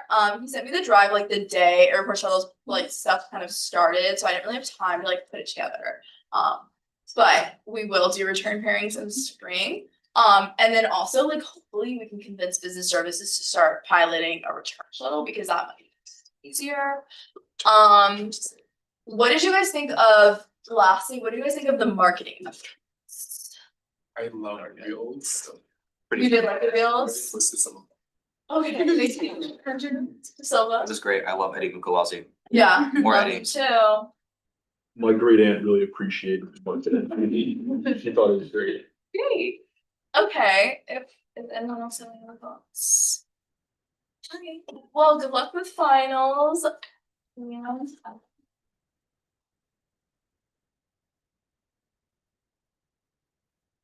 Let me finish this. For those of you who are asking, Aiden, why are you so jacked? I went to the gym today, but no, in reality, I don't really use pajamas, and I was told to wear like pajamas today, so I'm like, I can't pull up nude. So unfortunately, this is what I can get. I'm gonna go. What the fuck? Sorry, Katie. No, HR. Okay, quickly running through this stuff, discussion papers, saving some juicy stuff for next sem, especially from Dining Advisory Board. She could kind of give you guys a nice little sneak preview, but there's even better stuff coming up. After meeting updates this past Thursday, I had a one-on-one with Courtney Dombrowski, kind of going over the business services perspective on a lot of the projects they've been working on with DHG over the semester, some really good stuff, and some stuff that I think we'll need to improve on for next semester as well. So I'm gonna be having one-on-ones with DHT over winter break, want to catch up with you guys just to see how you guys are doing, check in, because I love all you guys. And then also just kind of like make sure we're having the ground set to make sure that even if we're not meeting in GBM officially until like late January, that we're still having progress on our projects in the background. And then I guess I have no upcoming meetings, thank the Lord. But I guess for project updates, I want to quickly shout out Rafa, who's been doing great work with the International Student Partnership Program. Awesome. David's been working with the Transit Ambassador Program. He's actually having a meeting with Dombrowski tomorrow about the program, so that's really great stuff. And then Ishika has made major progress with the Noodle Nook that I think I want to let her kind of discuss in her own discussion paper in due time, but absolutely great stuff. Then, yeah, also a quick shout out to the composting project, which will be launching next semester, which is gonna be really exciting. I forgot to write that. Yeah, great stuff for GHG, and I'm looking forward to the next sem. Peace. Good, beautiful. Okay, we'll now enter new business, and we'll start with the bylaw amendment that we first reviewed last week.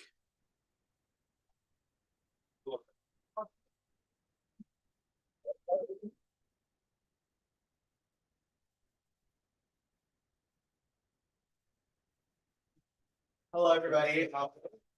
My co-presenter, Miriam, to come in 1 second. Is that okay? Yeah, are you able to start? Oh, yeah, okay. So we made some edits. Sorry, I'm so sorry. I should have stopped you. So you'll have 3 minutes to present, and then we will have questions after that. Okay. So we just made some necessary changes to our amendment proposal. Well, now it's an official amendment that I hope to vote on today. Main thing was that we just added some more like verbiage and wording that was more strict and had greater teeth on the executive body and on the board. Also, it's more like confidential in terms of like what you guys report to the UA. It'll be more kept and more personal, I guess more private essentially. Also, we included more stuff about like what kind of accommodations or accessibility barriers will be like recognized, like medical or health related barriers, as well as like religious observations and then travel related barriers and then other barriers that could be recognized by the executive body. This was in the agenda for today's, like any questions about any of these changes? Or, yeah. Then, well, we have 5 minutes of questions. You're all done presenting? Yeah. Okay, 5 minutes of questions. How do you feel that this bylaw amendment changes from the previous procedure that was done informally? Like with the speaker? Yeah. We just thought it was like more protective about what counts accessibility barriers, like defining it, especially as like making sure that it's protected in the sense of like it's a full attendance point for people, also that you don't lose any voting rights, especially. It's just to have it in writing essentially for people. Yes, no.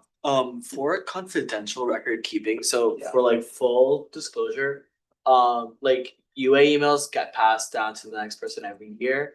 So what would you do about like something if like, you know, you talk to the executive board of this year about something, it stays on the record on like the Gmail as a drive for like years to come. Okay. You like protect like I actually think that it would be interesting if we could, so like presentation of documents, I think it would be useful to have it preferably if like either in person with, you know, paper documentation, or if like the person's unable to do it in person, like over Zoom where you could share your screen, just to like mitigate the risk of like someone later on, you know, having access to those files, especially if they have like names or like any identifying information. I guess Tommy. Would there, let's say that is not the case, would there be any way where like the person in power, like during the transition period, having to go back and delete those emails, for example? Naya, do you think that's feasible to delete? I was not listening, I'm so Oh, sorry. you're totally. What did you say? Tommy had asked like if someone had emailed, I guess, as a body member about like, I have this health issue and they censor a document through the UA email. Could it be deleted so that the next? Yeah. Yeah. Okay. Guess the answer is like it could be deleted. Yeah. Can you go down to the geographical travels? Yeah. In general, I see that you guys have really kind of expanded on what the accessibility part of this looks like. Yeah. And for that one specifically, I think your goals have kind of shifted a lot with this guy. I felt like originally it was a lot more for like medical accommodations, disability accommodations. Now we're kind of going into travel related ones that I thought we kind of already discussed in previous meetings about how the number of meetings you're allowed to miss kind of account for that. So I am just a little bit more hesitant with that one. Knowing that obviously things happen, like we have had like past meetings, remember something like, oh, like I'm in the airport and they just had to take a like allocate minutes. So curious, I guess, for the reasoning for that, or specifically like the flight delays, cancellations, travel disruptions. So like have a scenarios in case like a country is like at war and you can't get back into the US. like your visa's expired and you have to wait like a month or two to get back to the US, what you're supposed to do. And like it's just this protective measures done to make sure people can still participate within the UA. I will say like that, I know that seems like a far-fetched reality for some people, but it is something that happens very often, very frequently, especially when you're not living in the US. Right. Yeah, I think it's pretty important. I'm gonna kind of provide a bit of my perspective. I was not stuck outside of the US. I was stuck in Michigan for a weekend. And I actually had to join too soon. That one that I joined too soon, it was related to my green card. So I do think it's important to also like acknowledge there are other reasons why someone might have to join too soon. And if there was no Zoom policy at the time, I would have not been able to join and I would have missed some attendance. So I think there are other reasons why someone might want to have like, you know, can make it to a meeting in person. Sorry, Yadu? Yeah, so I mean, I was reading through the bylaw and it says that any reasonable request shall be accepted by the executive board. So are they the ones that decide what's reasonable and what's not? Are you talking about for over here? At the very top.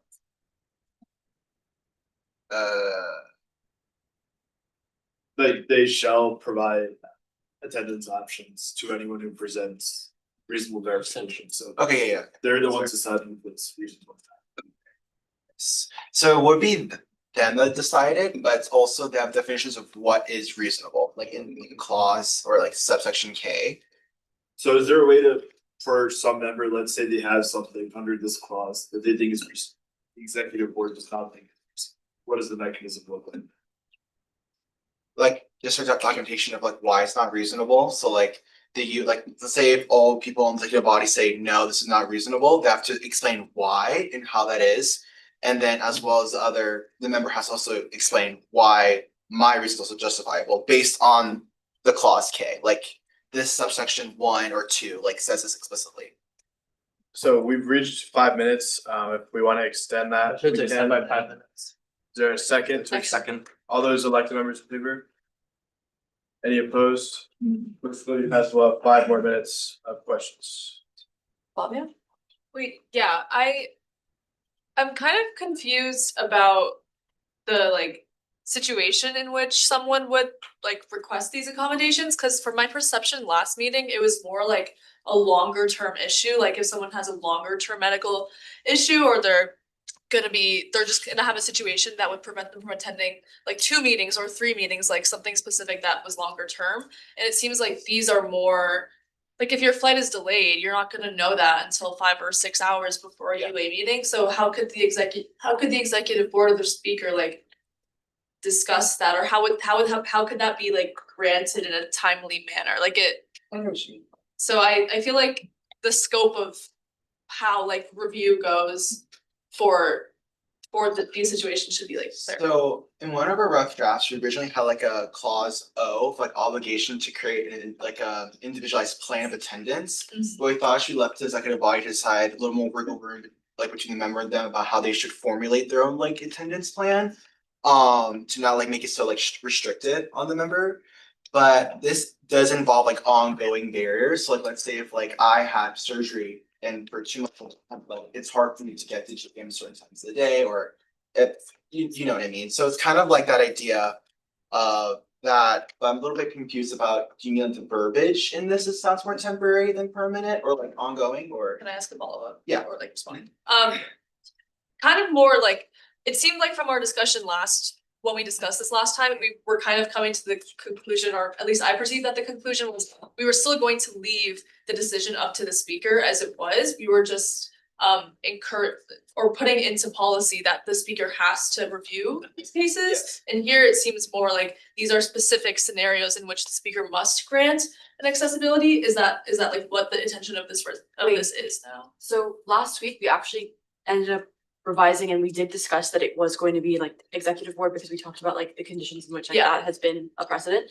But also I think that we really just wanted to make sure that one, like our focus from last week is available, but these are like these are examples of what could constitute. This doesn't mean that they're being forced to accept this, but this is like what a potential valid reason could be. I think not that it's like you have to get it. I think the current language makes it seem, I think it very clearly makes it seem that you, if in all of those cases that are listed, the speaker or the executive board must grant an accessibility.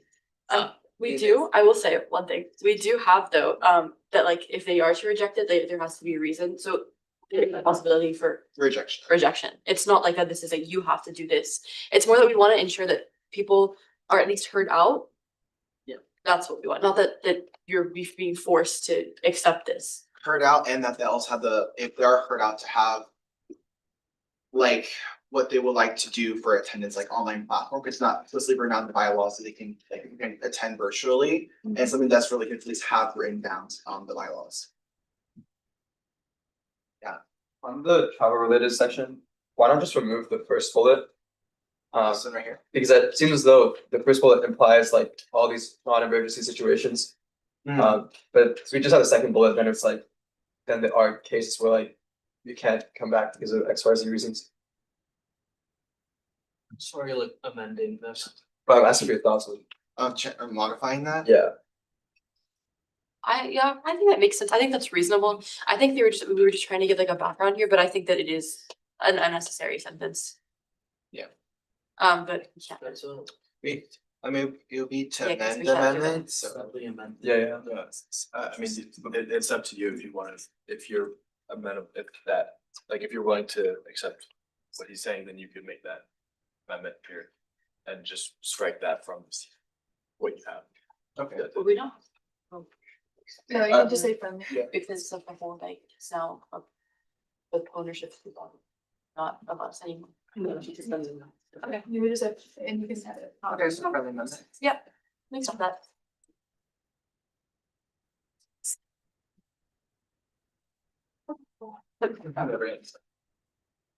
Aiden? I guess I wanted to ask further about the situation in which an accommodation might be rejected. Like, let's say in the 63rd session, like we just have a nightmare exec, we just are not really forgiving when it comes to accommodations and kind of generally strike things down. I guess like, is it like a semesterly basis where like if you're down on one semester, you have to wait until the next one for you to reappeal, or is there gonna be some type of appeal process for this? Like, I guess, how are we gonna kind of deal, I guess, like in situations in which someone has it be rejected and they don't wanna contest it? It's a great question, and honestly, I feel like that has to do with another amendment, like an appeal process, like, because I feel like we're adding too much into this already. And that'd be like a greater, I know what you're talking about, like how do you never get to appeal the decisions made by the UA exec body or board? That in mind, I feel like that'd be another amendment or something else that could be added. Cause that's also again, like, that's again checking the exec body again, and we don't wanna step on their toes too much. But I know what you mean, like what happens, someone gets rejected once, can they apply again, essentially? You know, I was just curious. Especially since like, this is already not something that's like already in the bylaws, and I feel like we don't wanna make it seem like we're forcing exec to do anything, or that like this is like forceful and almost unfriendly. We kind of wanna just make sure that this is an option that people have, and I think that we need to kind of work from there. Yeah. Does that make sense? Especially because it's like over the holidays, people might have a hard time coming back, like this winter break, so we kind of want something that's already put in place or in motion for those people. Good with me. I was just curious. And we also add more stuff when we come back. I guess. How do you ensure that members are gonna like use this like in a timely manner? Like, is there some requirement that's like you have to let executive know like 24 hours before, like 48 hours before? So we originally had that in a rough draft, but I thought it'd be too strict or like regulated, like within like 24 hours to 48 hours, because what if somebody's like in the ICU and they can't like do within a certain amount of time? And I also opens up the idea of like retroactive attendance, but I guess that could be removed. But I know what you mean, like how, like when they should present the combinations Did to. you not include the whole, I think we had a line about as issues come up. That's So it, it yeah. should be within a timely manner, so like as Yes. soon as the issue comes up, I think this should be communicated. Yeah. Can't get a new sub. I just wanted to go back to the point that you just deleted. I wanted to ask about like the possibility of re-including it on the basis of intention. Like, let's say I have a flight, let's say I go to play a tournament, for like, Penn Club tournament or something like that. I come and, my flight is supposed to come back to the Philly airport at like 6 p.m. My flight gets delayed, like, with that in mind, I should definitely be able to attend GBM in person, right? That's my intention, that, I chose this flight particularly because I wanted to be able to attend this GBM on time at 8 p.m. let's say it gets delayed now, I'm getting back to Philly at like 9 p.m., 10 p.m. There's no possible, like, even though I wanted to be back, people said there's no way for me to be back at all. And I'm just sitting in the airport like, wow, I can't even put this meeting on Zoom, right? So what I'll say real quick, and I apologize for not outlining this more clearly when there was a friendly amendment. If someone objects to the friendly amendment, then you can discuss the amendment and then we can actually vote on that friendly amendment. So is it just, or is there anyone else or I'll ask, do you object to the? So like the friendly possibility of making this an entirely new amendment. No, sorry, for the sake of this, I'm gonna say, do you object to the friendly amendment where they struck that portion from their current bylaw amendment? I just wanted to bring that back up for discussion. Okay. If anyone, does anyone else object to that, to the friendly amendment? Okay. And we have also reached the time. Motion to extend. Like 3 minutes. Five. 3, 5. Five. 5 minutes. All those elected members in favor? Any opposed? Motion clearly passes, 5 more minutes. Jack. Really small note, to tack on to what Tom was talking about. I mean, I think, yeah, it might be a good idea to have just a very small phrase to reference that. You could say, like, due to health, family, emergency, or travel inconvenience reasons. So that's there. I mean, I think travel can fall under emergency. Or general health, family, whatever, but just, yeah, so the language is there. I think the first bullet is a bit redundant otherwise done. It's 300. Make it seem like unforeseen. Unforeseen, that's what I'm looking for, sorry. I'm fine with it. It should be another amendment. Okay. So what is being amended? They wanna add the word unforeseen. Circumstances. And is that, you deem that as a friendly amendment? Yes, friendly. Is anyone opposed? Any opposition to that being amended? Does anyone want like better verbiage like flight in there or not really? Okay.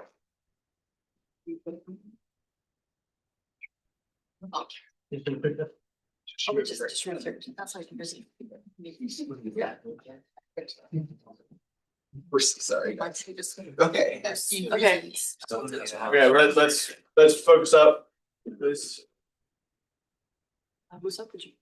Yeah, we have a question was like, do you not think that this creates some implicit incentive for people to come to GBM where they really shouldn't be coming to GBM? Like, if you're in the ICU, like really like you should be focused on like recovery and not coming to GBM. I'm curious to know if this is like an implicit pressure. So that's very tricky thinking. That's more of like an outdated form of disability thinking, because people without disabilities, people that are in ICU recovering, they actually do want to pursue these kinds of things because it's easier to come back into their social life and social identity, and to remove them of something is like saying you can't do this because you think you should be recovering. It seems kind of counterintuitive to also their recovery. I think it's also like up to like the discretion of the member themselves, like depending on their situation. If they truly are like unable, they can use their absences. But if they're able, if they're in the ICU, but they're in a situation where they can still participate in like a productive way, this is a good option. Although not necessarily in the ICU, but you know what I mean. Also, they're not forced to do this. It's against their own discretion. We could just cut down on the side chat. I'm sorry that we're.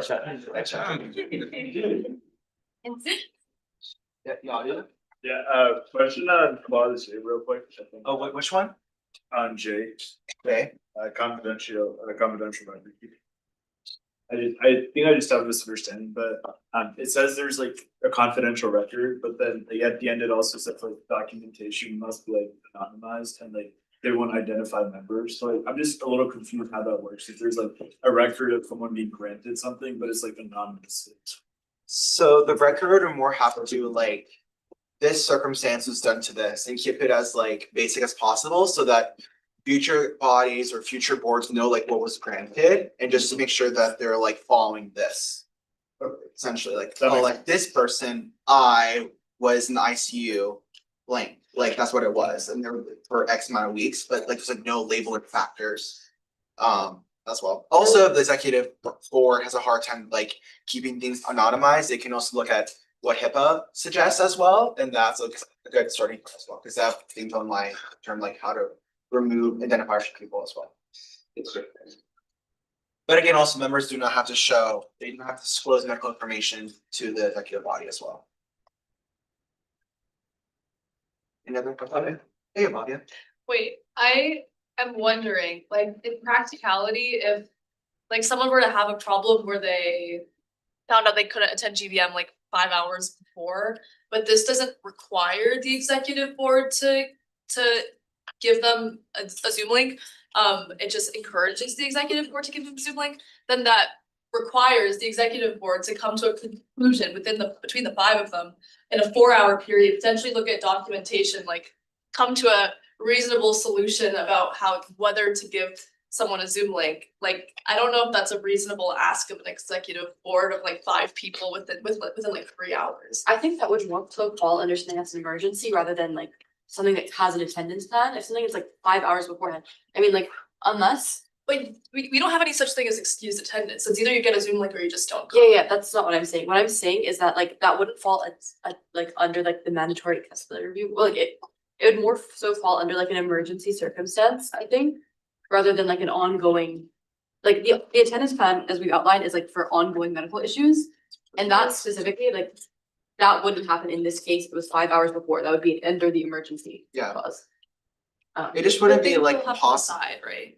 Like the executive board still has to decide we're gonna give this person a Zoom link.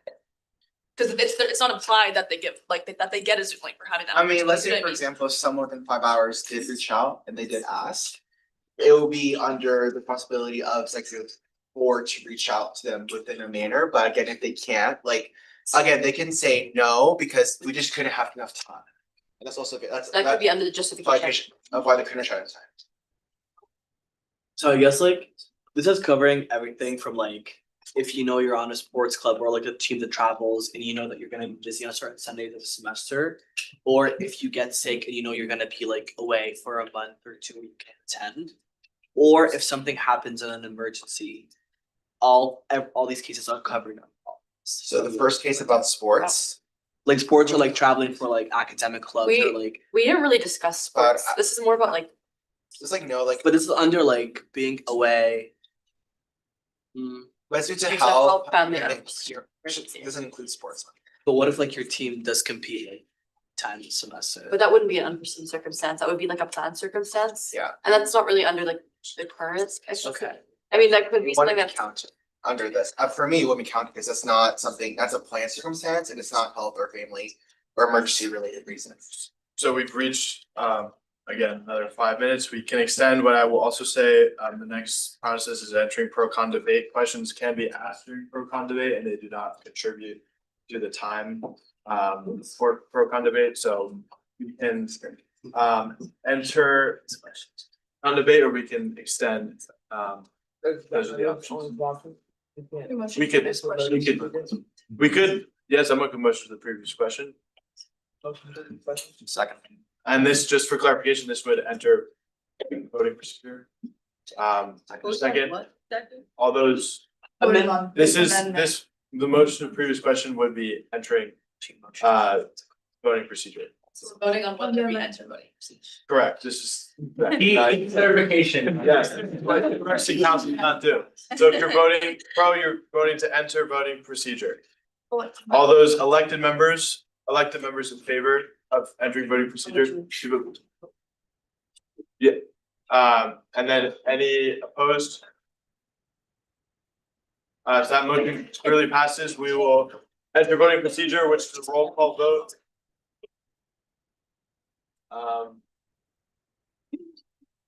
Please keep quiet so we can make sure we record everyone's votes. We could like put the screen back on the. Oh, which one? Sorry. What's with the amendment again, like? This is. This is the whole The amendment. amendment. Well, also, Yeah, we yeah. we don't hire things, we put. Oh, we don't vote on friendly amendment. That makes sense. No, because No that one was objected, unfriendly. so we're not voting on. Okay. Okay. Voting procedure, 9. And I'll say we'll go, aye and no for this.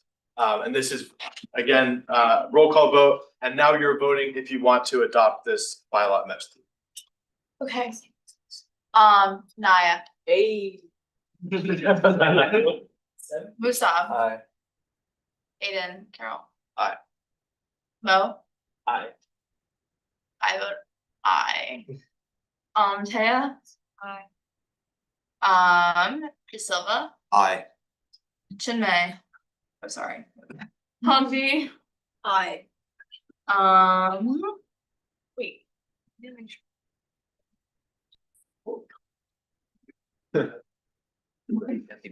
We don't. But, Shaughnessy, Ben, Aye. Aisha. Aye.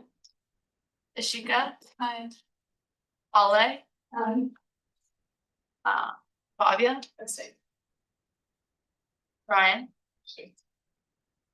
Yadu. Drew. I'll abstain.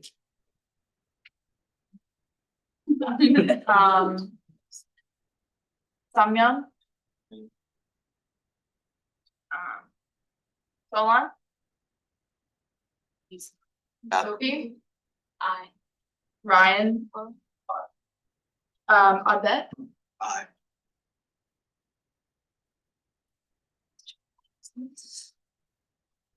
Give me this. So long. Please God,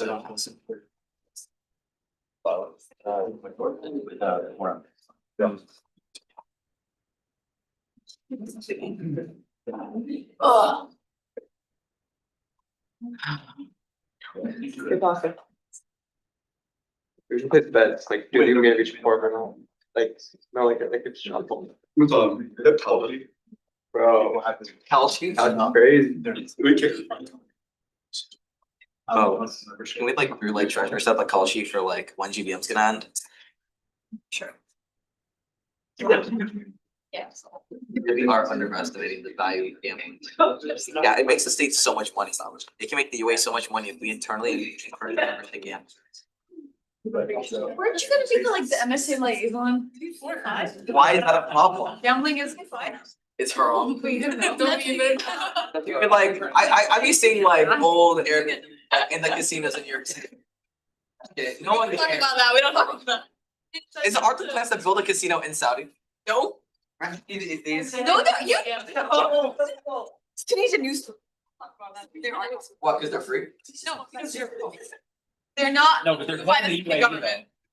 What? Like I think they're trying to build a casino in like Dubai or something. Why not Saudi? What is Dubai like? Dubai is very different from Saudi to an extent. Saudi does Only not adult want club. Saudi there. That Trump is managing, please. It's not. We are. Absolutely my advice. We see a lot of benefits. And it just happens to be. We're giving you $1 trillion. Give us a new airplane, how about those apples? I would know. What?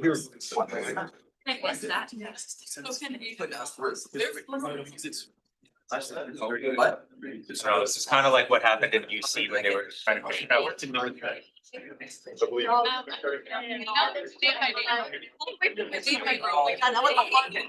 will be having one-on-ones with you guys. Yeah, but it's not gonna be, I have two finals that I have a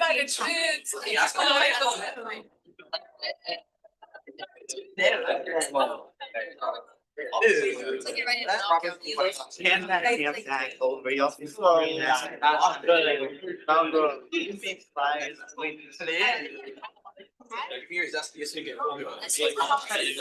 Oh, he's got it. I didn't hear it louder. I want. Louder, David. Thank you.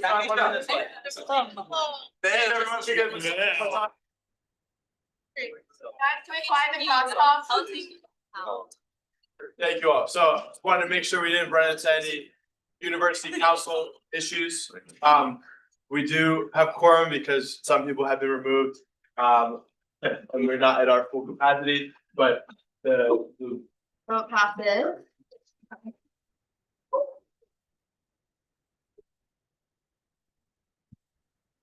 so this has been adopted. You all can have a drink. What? We voted, it's over. Oh.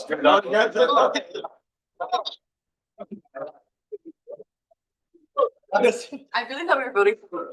So, are there any other, yeah, you guys can sit down if you want. You're welcome. Thank y'all so much.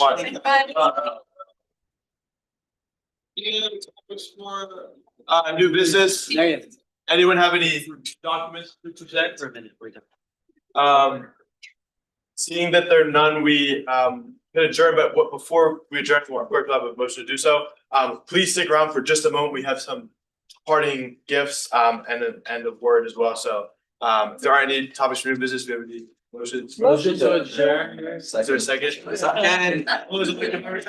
Goddamn placards. Any opposed? So we are adjourned. We do, real quick, I know, let me just Wait, stay here, stay here, stay here. pause this real quick, stay here for a second. That's